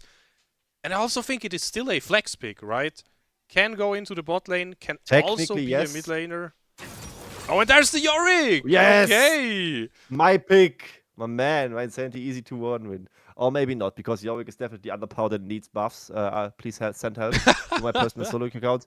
Anyway, Yorick blind is very ballsy call, because he has a lot of counters. I mean, there used to be like the running joke, like Yorick walks into a bar, no counter. And he has some very hard counters, and Irelia is the hardest counter. You cannot use your passive in this matchup whatsoever. And Ionia might still stand. Oh well, Ionia is standing indeed, and there is also the Bard. I mean, I have to be honest here. I love the blue side draft so far. Like, it feels like they got everything that they wanted. I don't know if Liu... I mean, that may sound mean, but I don't know how often do you even play Irelia nowadays. Do you think if Irelia is, not played enough, not enough routine on the champion, do you think it could still go into Yorick's favor, or is this just straight up unplayable no matter the hands of the Irelia player?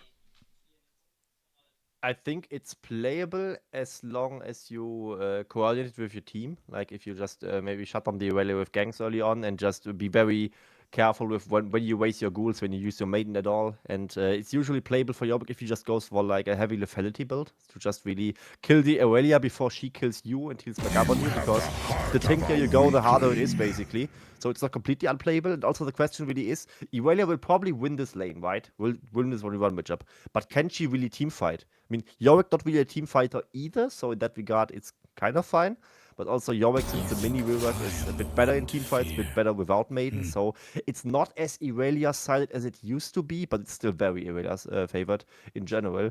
So let's wait and see if this time, for sure, it's actually Leo getting to play the game, as the last two games he kind of didn't, right? He had the All into Nar, which didn't work out, and the Aatrox into the Rumble, which was also some game where he was cyber-bullied by the enemy jungler, by Cyril, to really not get I have any more meaningful important angles. matters to attend to. Exactly.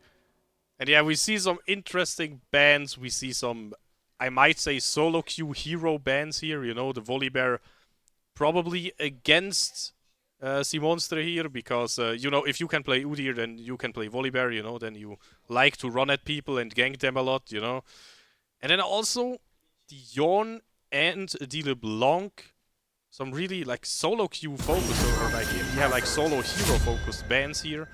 They do not want to be seen in this game, and therefore they will not. And now we have a R4, which could still be the solution with the Ziggs, Just keep it open as a flex. Maybe if you don't pick mid lane, that could be a possibility. So just pick jungler, right? Yeah, just pick jungle, right? I mean, there's still some junglers open, right? Naafiri now being taken away, of course, that's not an option anymore, but some stellar junglers are still available. They pick the Wise right now. Mid lane, I'm very vocal, it's very strong in the current meta. But what's also strong? The Wise counters. Anivia is good, Cassiopeia is good. Please don't pick Talia, by the way. I hate that champion. Unless you pair it with like Jarvan or Pantheon, who are still open. So you are allowed to pick Talia if you also pick Jarvan or Pantheon, in my opinion. Or Vi, maybe. And that could be what they are going for. But they need to blind pick the jungler. It will be a jungle counter pick for MyInsanity, which you, of course, dislike. I know this one for sure. It will be the Shyvana locked in for the side of Monster, I would assume. And Yes. Monster knows those power of clearing junglers, right? The Udyr just now we have seen, and Shyvana is weirdly enough kind of similar to this one. So I think this one definitely could work out for them.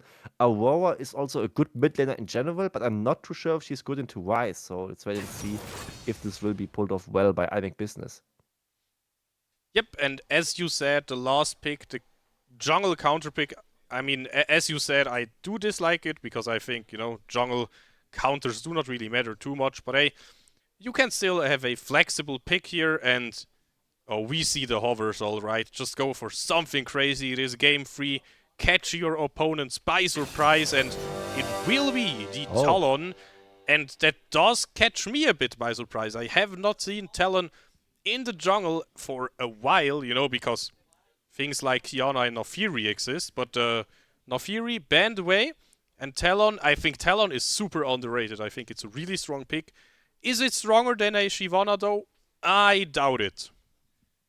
I doubt it as well, and I think this was ironically a game where the Silas angle for the jungle was pretty huge, and this was one of the matches where maybe you would swallow your words, but because Silas into Shyvana is very disgusting to play as Shyvana, because he just becomes a better dragon than you do when he gets the hijack ultimate, and just all the insane AP scaling that he can make use of even better than Shyvana herself does. Shyvana, of course, she doesn't really have a passive, right? We talked about the scale mail on different broadcasts, where it's probably a bit better in the jungle than with one time where Babos Gaming picked it for A-Live in the top lane.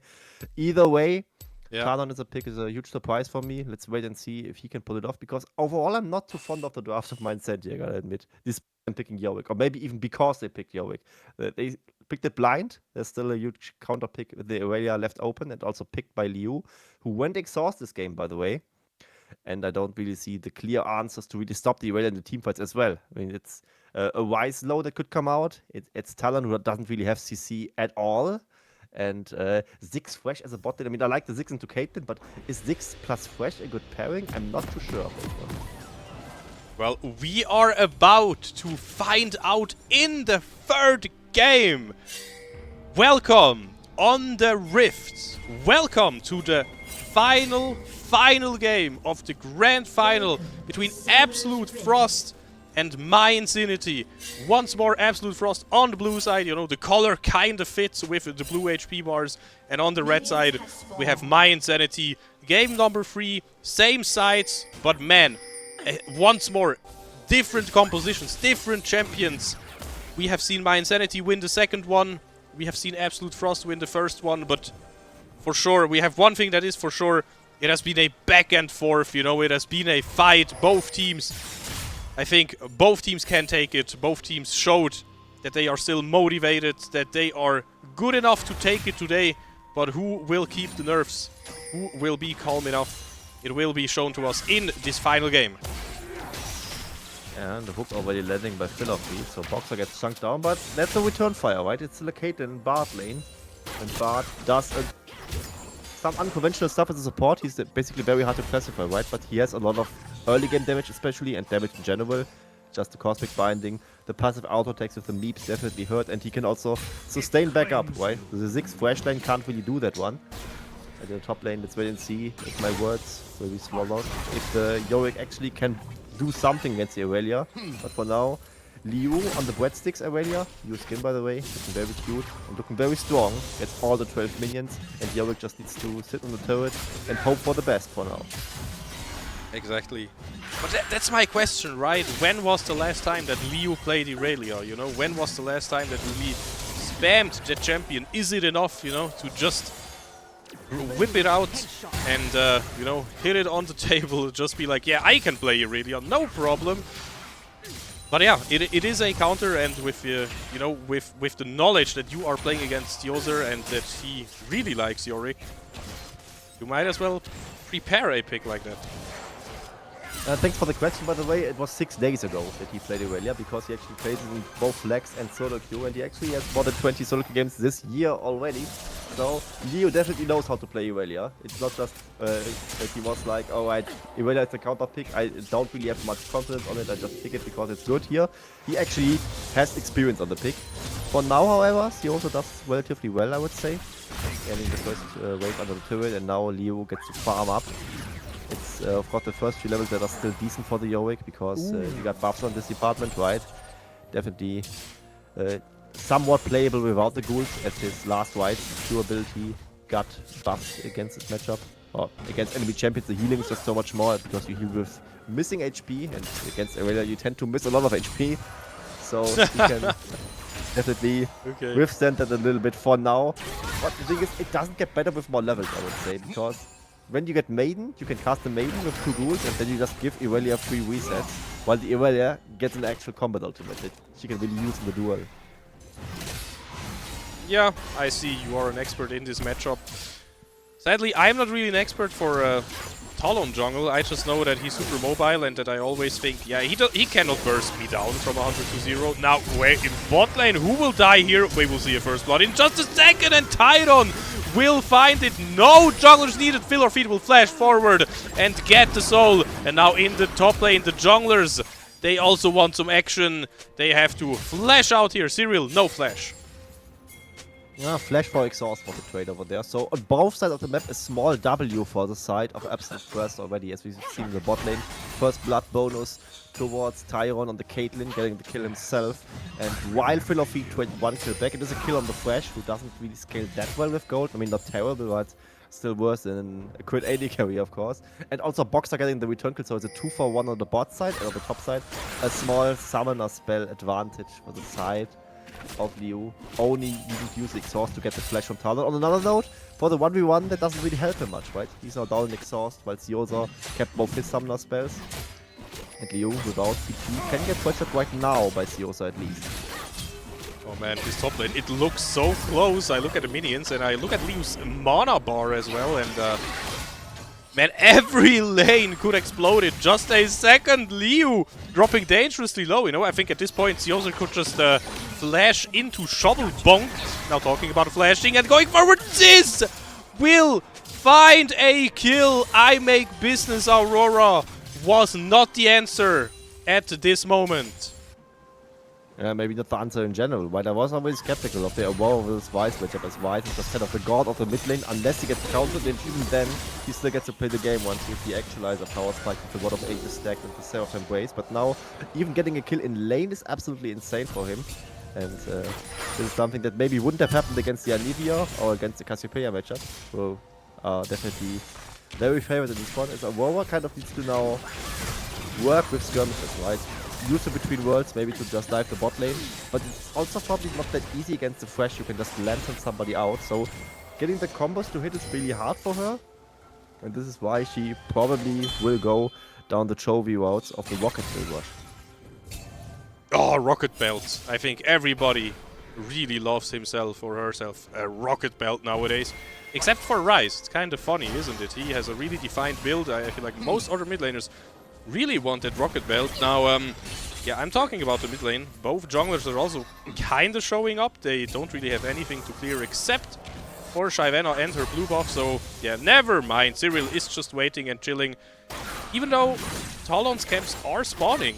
So, we are looking at a potential invade here. Oh, this could become really interesting. Simonstre, no Dragon's Descent just yet. No level 6. So, will you just give that one away? Siosa and Liu also showing up, also saying hello in the jungle, you know. Why gank when you can get ganked in the jungle already?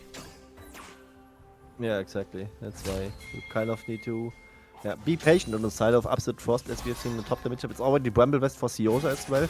Liu also adapting by not watching the lifesteal component and just focusing down the Maiden for now. And waiting for an opening, waiting for Siosa to spawn more ghouls with the Maiden, so he gets more Q resets. So for now, it's just farming next to each other. With Liu getting his exhaust back up, he might just go for a kill angle, but he's also a bit down in experience. Like, you see Siosa level 7 against Liu level 6. So this matchup may shift towards the Irelia eventually, but now is not the time. Exhaust is still down, and you really need to work with what Yorick gives you, with the ghoulies being there. And just, go for this chip damage icon towards the Maiden. If she can kill the Maiden uncontested, it's very bad for the Yorick. Yeah, exactly. But so far the Maiden stands strong and does not want to go down. And also, yeah, true, healing up slowly. I mean, very, very slowly. But the Maiden is healing back up in theory. So yeah, the easiest way to heal the Maiden back up is with a recall. And I'm glad Siosa agrees with me, because it is time for a recall. You know, while... I mean, if the players... Oh, it got... Oh yeah, he's cancelling it. Yeah, okay, then the players don't agree. I just wanted to give advice, like, take Dragon early, but I guess not. Yeah, I mean, Liu just didn't get him to base. I think Siosa definitely wanted to base there, but Liu was like, nah, you can't have that one. The Maiden is down to half HP. I want to use this time when they can maybe go for something. As now Exhaust back up, Vanguard's Edge back up. And with this wave, maybe Leo goes for something, but you also need to fight into the wave, and he's already poked a little bit by the Morning Mist.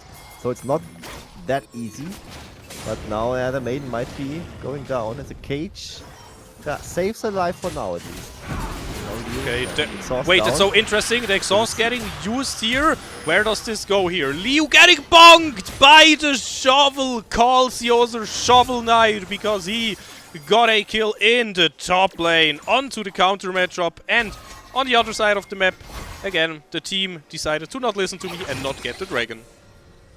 I didn't do that one. As a lot of jungle attention towards Yosa, so he can play this matchup. But here we saw he definitely can.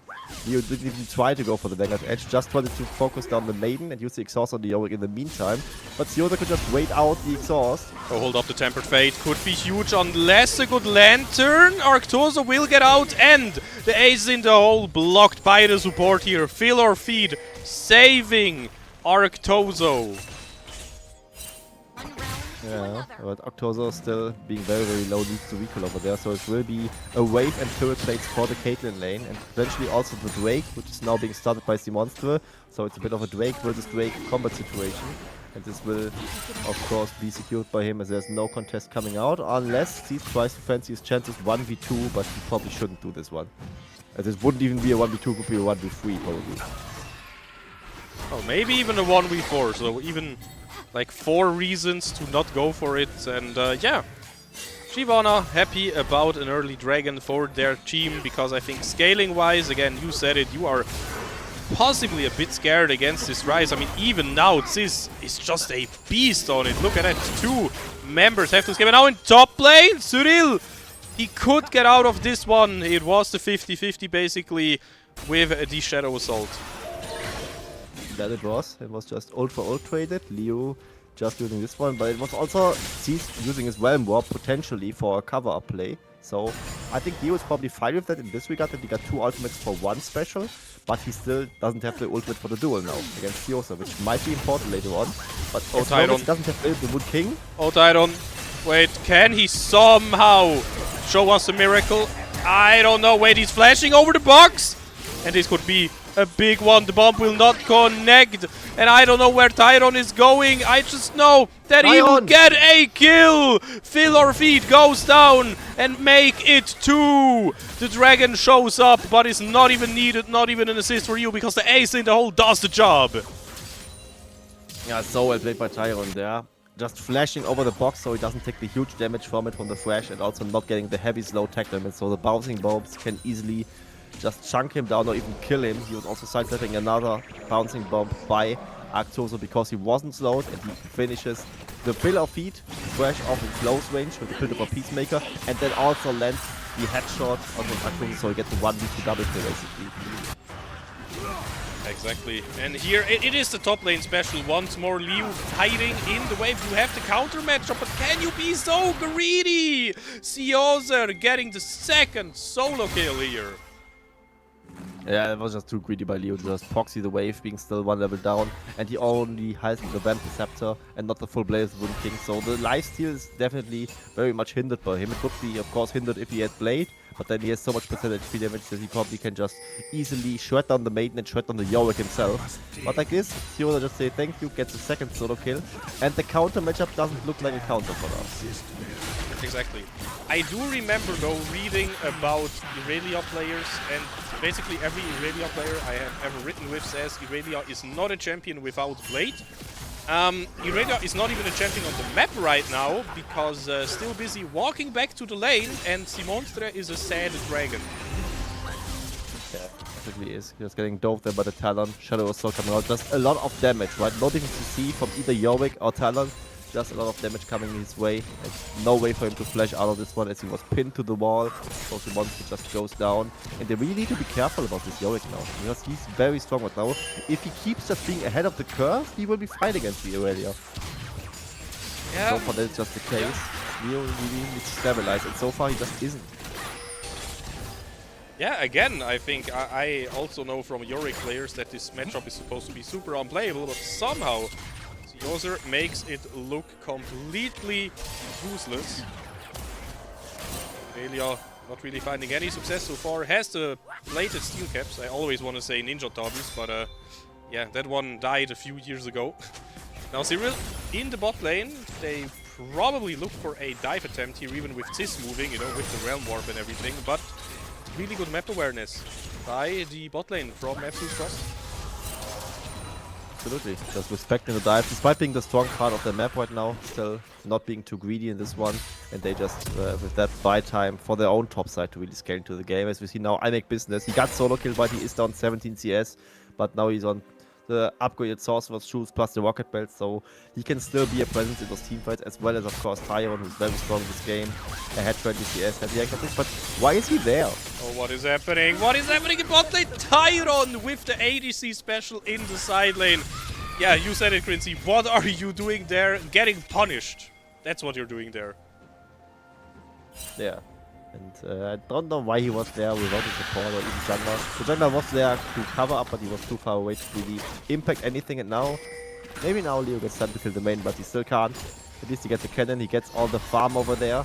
He's almost even in CS despite all the jungle attention that came his way, despite getting solo kills, so this is fine in this regard. But we need to wait if this matchup shifts back again once he gets the Blade of the Wound King. And I wonder if it's enough, because when he has the Blade of the Wound King, the Yorick will probably have Steel Caps, Triforce, and the Rumble Vest, so he might still hold on to some extent. Yeah, exactly. I think Blade really helps you with... Okay, hold up. Can we grab the Lantern? Sis will get purple CC. No, we cannot grab the Lantern. Now the Between Worlds is also being used to no success though. Simonstre going down, trading with Sis. This dragon, you know, it could also be a dragon that helps the top lane matchup a little bit, so you really want that one.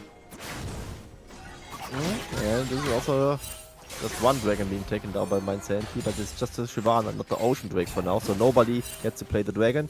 Trading these for its monster might actually be fine though, because these is slowly becoming a monster here, and seeing that he can reliably get shut down by the Tempered Fate plus Yordle Snaptrap combination of the bot lane from Absolute Frost is definitely very huge. But they still lose his Ocean Drake, will be done by the side of MyInsanity, and this will of course also help Siosa now in the top lane to keep pushing the advantage literally against the Irelia. Just keep pushing. I mean, that's what the Yorick does, right? Push the side lane and then push the side lane some more, and then what about pushing the side lane? You know, you can even push two side lanes at the same time. That is the Yorick special. Makes me kind of miss. You really shouldn't. I think sometimes it can be a viable strategy. In this matchup, it could actually be good because the maiden will eventually be beneficial to the Irelia, and you could just use the maiden as a super minion basically. But in general, you shouldn't do this because you basically waste one passive, right? The markings of the maiden can't really be used if you have a different lane than yourself. As you see Leo just clearing out the ghouls very quickly. And maybe now getting some chip damage to the maiden, but Siosa also has very good maiden control. He knows where to put his wife in and where to move, so she moves the correct path, where she is never under threat by the Irelia without him fighting back. Apropos being under threat in the bot lane, yeah, you do not get out of that one, Arctozo. Oh man, he is the one that wants to push turrets, but yeah, we will see the counterplay, the cross-map play in the top lane right now. Turret is down now. Leo has to show us, does he have the hands for a 1v2? And no, he does not.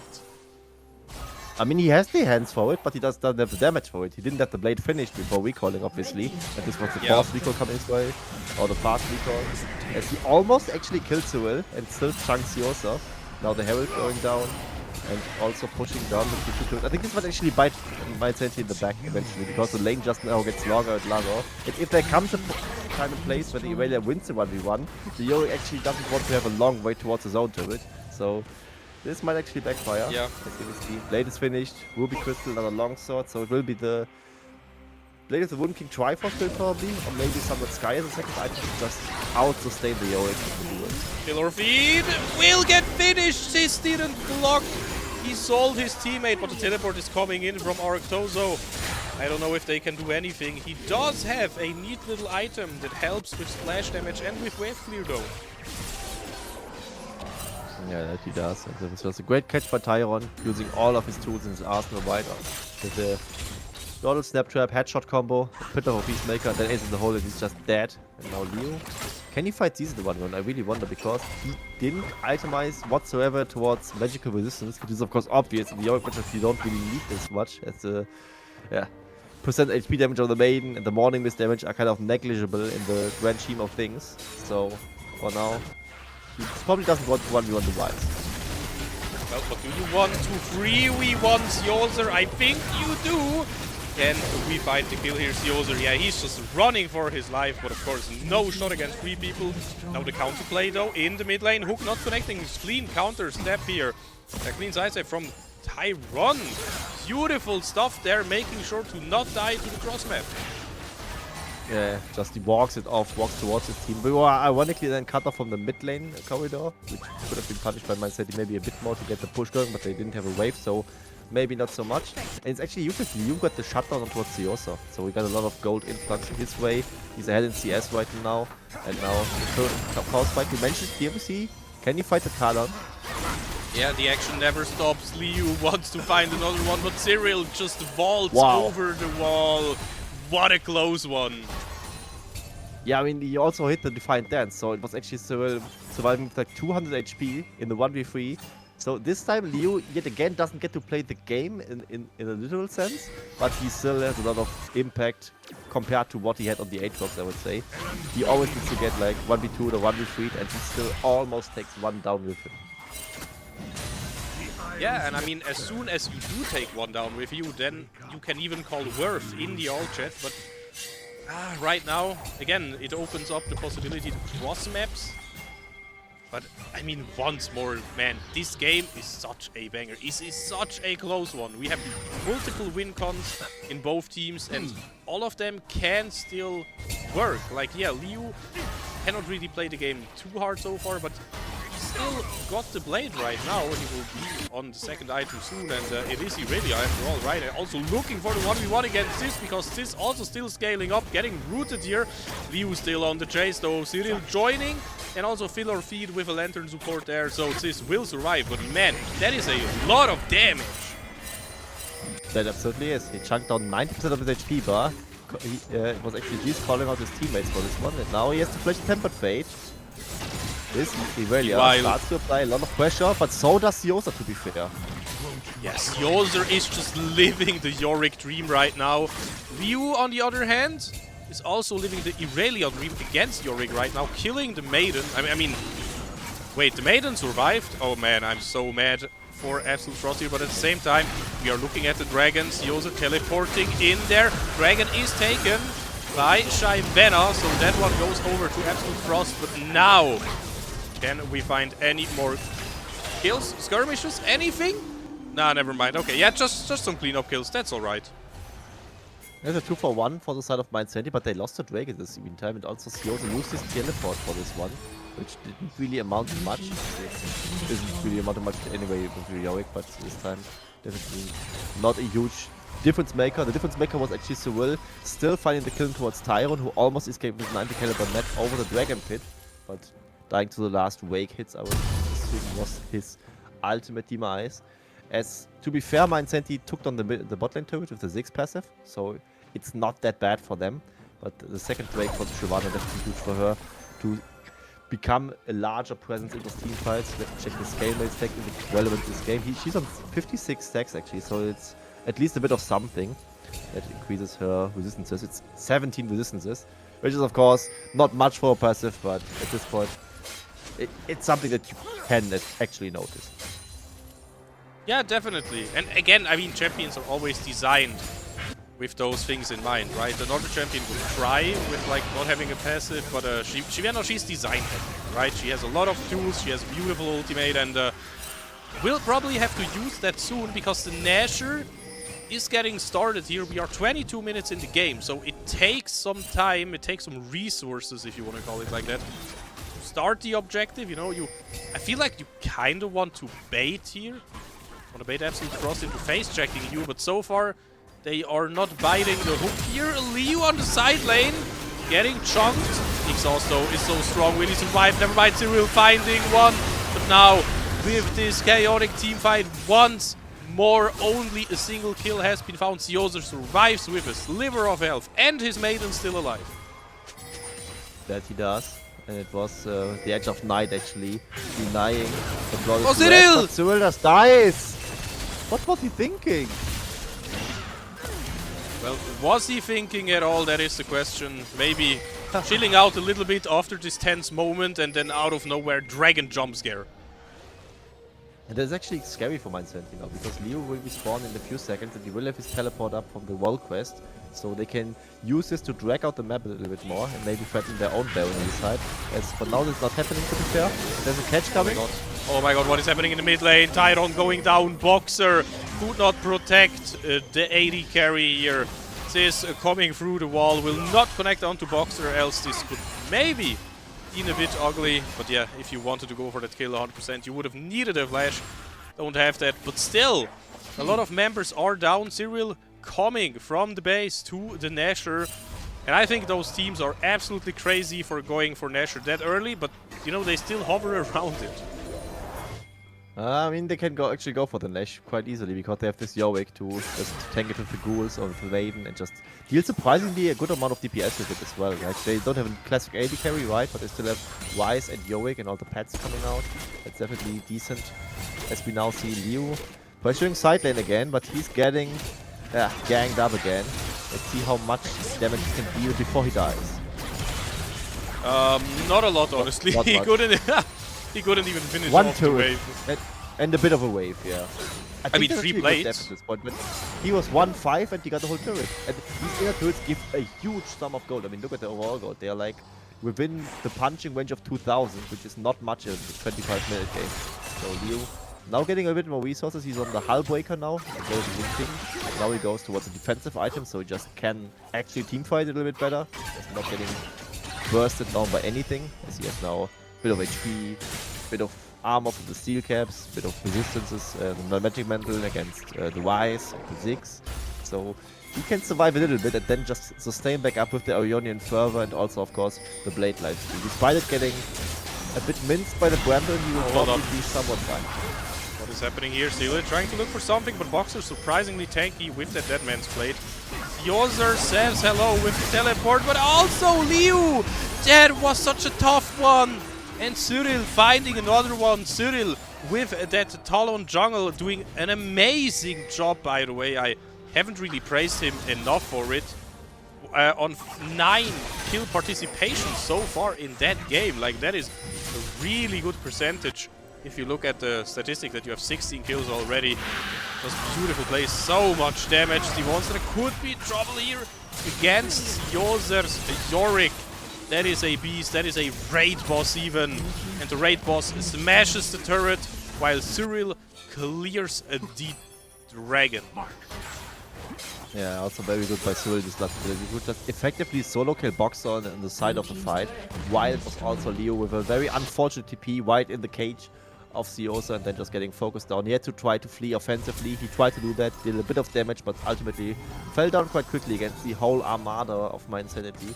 So it will be MyInsanity's second break. They get 2 more picks. Now 4,000 gold ahead of the curve. And still in a very good spot. As right now, Caitlyn is kind of in a mid-game power lull, where she isn't really strong. She really wants to have the 3rd item to really become an actual AD carry again. But she should be very close to finishing this Lord Dominic's regards, I would assume. Or maybe more to Reminder. Probably Lord Dominic's though, because we just deal overall more damage with it, and there's not much healing aside from the Yorick. The Yorick will probably get handled by somebody else, maybe even. So now the Lord Dominic's regards is finished by the side of Tyron, so he will become a bit of a bigger threat in these next teamfights, assuming he gets to play the fight, but because the Talon will definitely try to make it as hard as possible for him. Ground warp in the top lane and also between worlds. Well, we have I Make Business trying to get away, and I think will be successful. But again, it looks like both teams are setting up for a Nasher. We have a top laner, namely Siozer, in the bot lane, shoving in, having no teleport up. That is an important one, we should remember that. Oh, now filler feed on the Thresh, not too tanky. We have 2 members maybe looking for something, but Cyril also trying to find backline access here, and Tyron does survive for now, but there's the bomb also not killing Tyron. Tyron no more sums, but still alive somehow. Filler feed at the same time trying to get out of this one. Not a lot of HP left, but meanwhile, look at Yozer. Yeah, Siosa now approaching the spot inhibitor turret, but actually Tyron managed to survive in this fight and also be up in time to at least defend this turret to some extent. There will be 3 plates being done by Siosa because the Yorick just looks at the turret, finally the turret just melts in front of his eyes. But it was still a pick by the side of Absolute Frost, but they can't really do much of it, right? Usually when the jungler dies at this position, at this time of the game, it's usually Baron, right? But they have to commit so many resources just to defend the Yorick push. So ultimately, it was somewhat fine for MyInsanity, I would say. Gold-wise, of course, a bit of a catch-up by Absolute Frost, but they don't lose the Baron, so at the end of the day, it's not the end of the world for MyInsanity, as Steve also dodges a Tempered Fate just by sidestepping. I mean, he can feel confident. He has Bill or Feet helping him out. And again, I think Thresh on paper is one of the literal best champions in the game at peeling and securing your own champions, you know, making sure they don't do stupid stuff and die stupid deaths. So you can play a bit cocky if you are Cis here, you know, knowing Thresh is watching over you.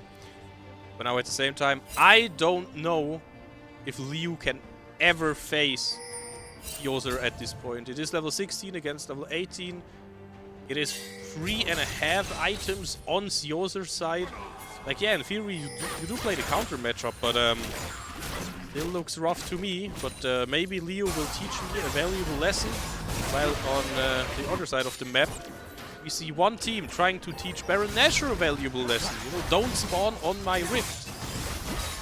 And it's gone. I mean, the monster was in base. He cannot be in smite range whatsoever. Boxer can maybe later with Tempered Fate, but even that is not available, so he just can't. It's Baron being gone. Baron is gone, and MyInsanity, they have a major W here. Cyril dropping low as well, so has to watch out a little bit. And now we see the Dragon jumping in there, the box being used. Yoser so low, but still alive. And at the same time, Sis finding a kill here onto Simonstre. Sis still, he refuses to go down. Boxer, no shot to get out of this one. Explodes in the big bomb from Arctozo. Tried to get out with the tunnel, didn't work. And now, yeah, Tyron with no team will die even to the lowest of HPs if it is on an assassin that kills him in one quick succession, one quick combination. And Liu has to get out of this one somehow and defend the base. I don't think that's possible. Heels will find him. This game is over.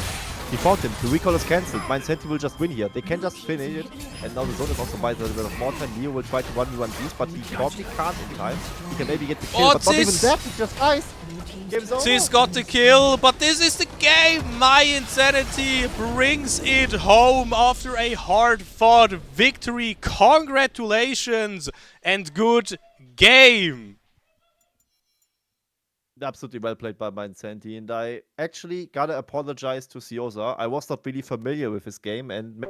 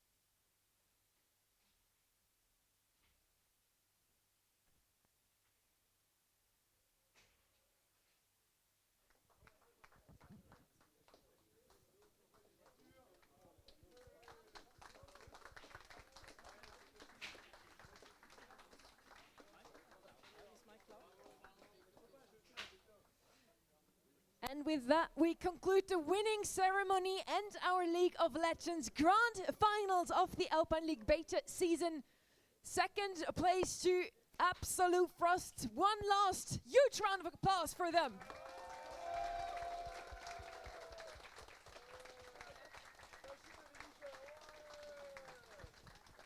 And the winner of the first season goes to MyInsanity!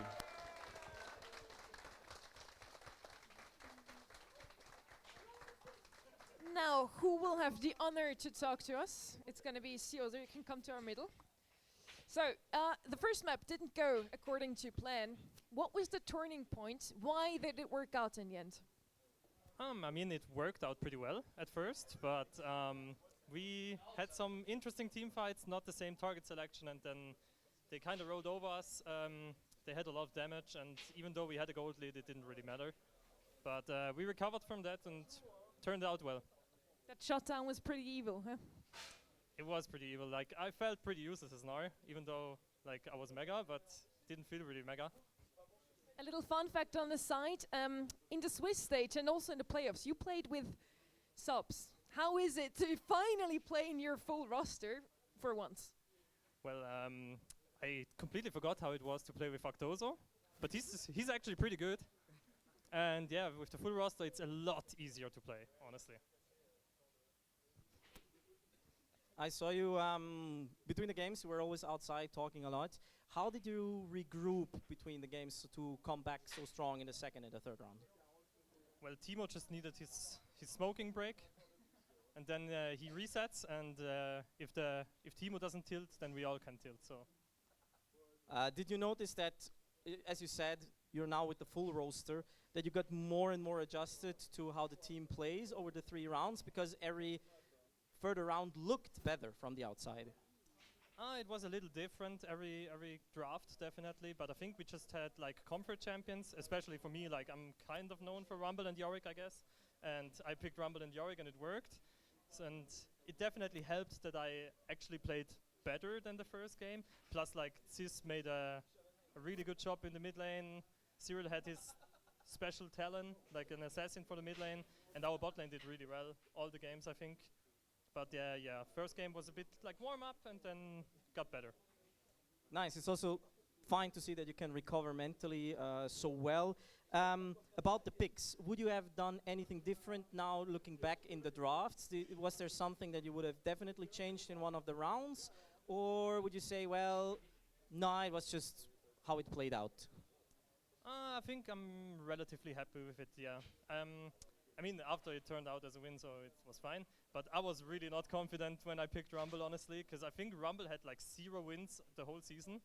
And yeah, we managed to pull it off somehow, but I think we did some pretty good pick ban overall. Nice to hear. Well, then there is only one more thing that's left. How are you going to celebrate the win tonight? Guys, how are we going to celebrate? We're gonna drink some Red Bull, for sure. Let's go! That's our celebration. Very good, very good. Well, with that, the first part... Oh, well, yeah, the trophy. Excuse me. We also have a trophy for you. It's gonna be a wandering trophy that will switch to whoever wins every single season of the Alpine League. But you here. are gonna be the first ever name to make it onto the trophy. You can hold it. It's yours for now. Oh! Hey! And with that, League of Legends comes to a conclusion, but make sure to stay tuned because we're going to continue after just a quick break with Valorant. For everybody here at the Erupt Lounge, we have a little something for you. Namely, we have a Logitech Pro X2 Lightspeed mouse for you. What she said. We have a little raffle, so you have the honor to pull, actually, as the winner. Yes. No. You're Who's gonna allowed take to home a choose. brand new gaming mouse? Right. It's X Psycho Bunny who gets a mouse. Woo! Congratulations. Thank you so much for watching this far. As I said, after the break, we're going to head over to Valorant. It's going to be a tight match, I hope, in that one as well. So stay tuned.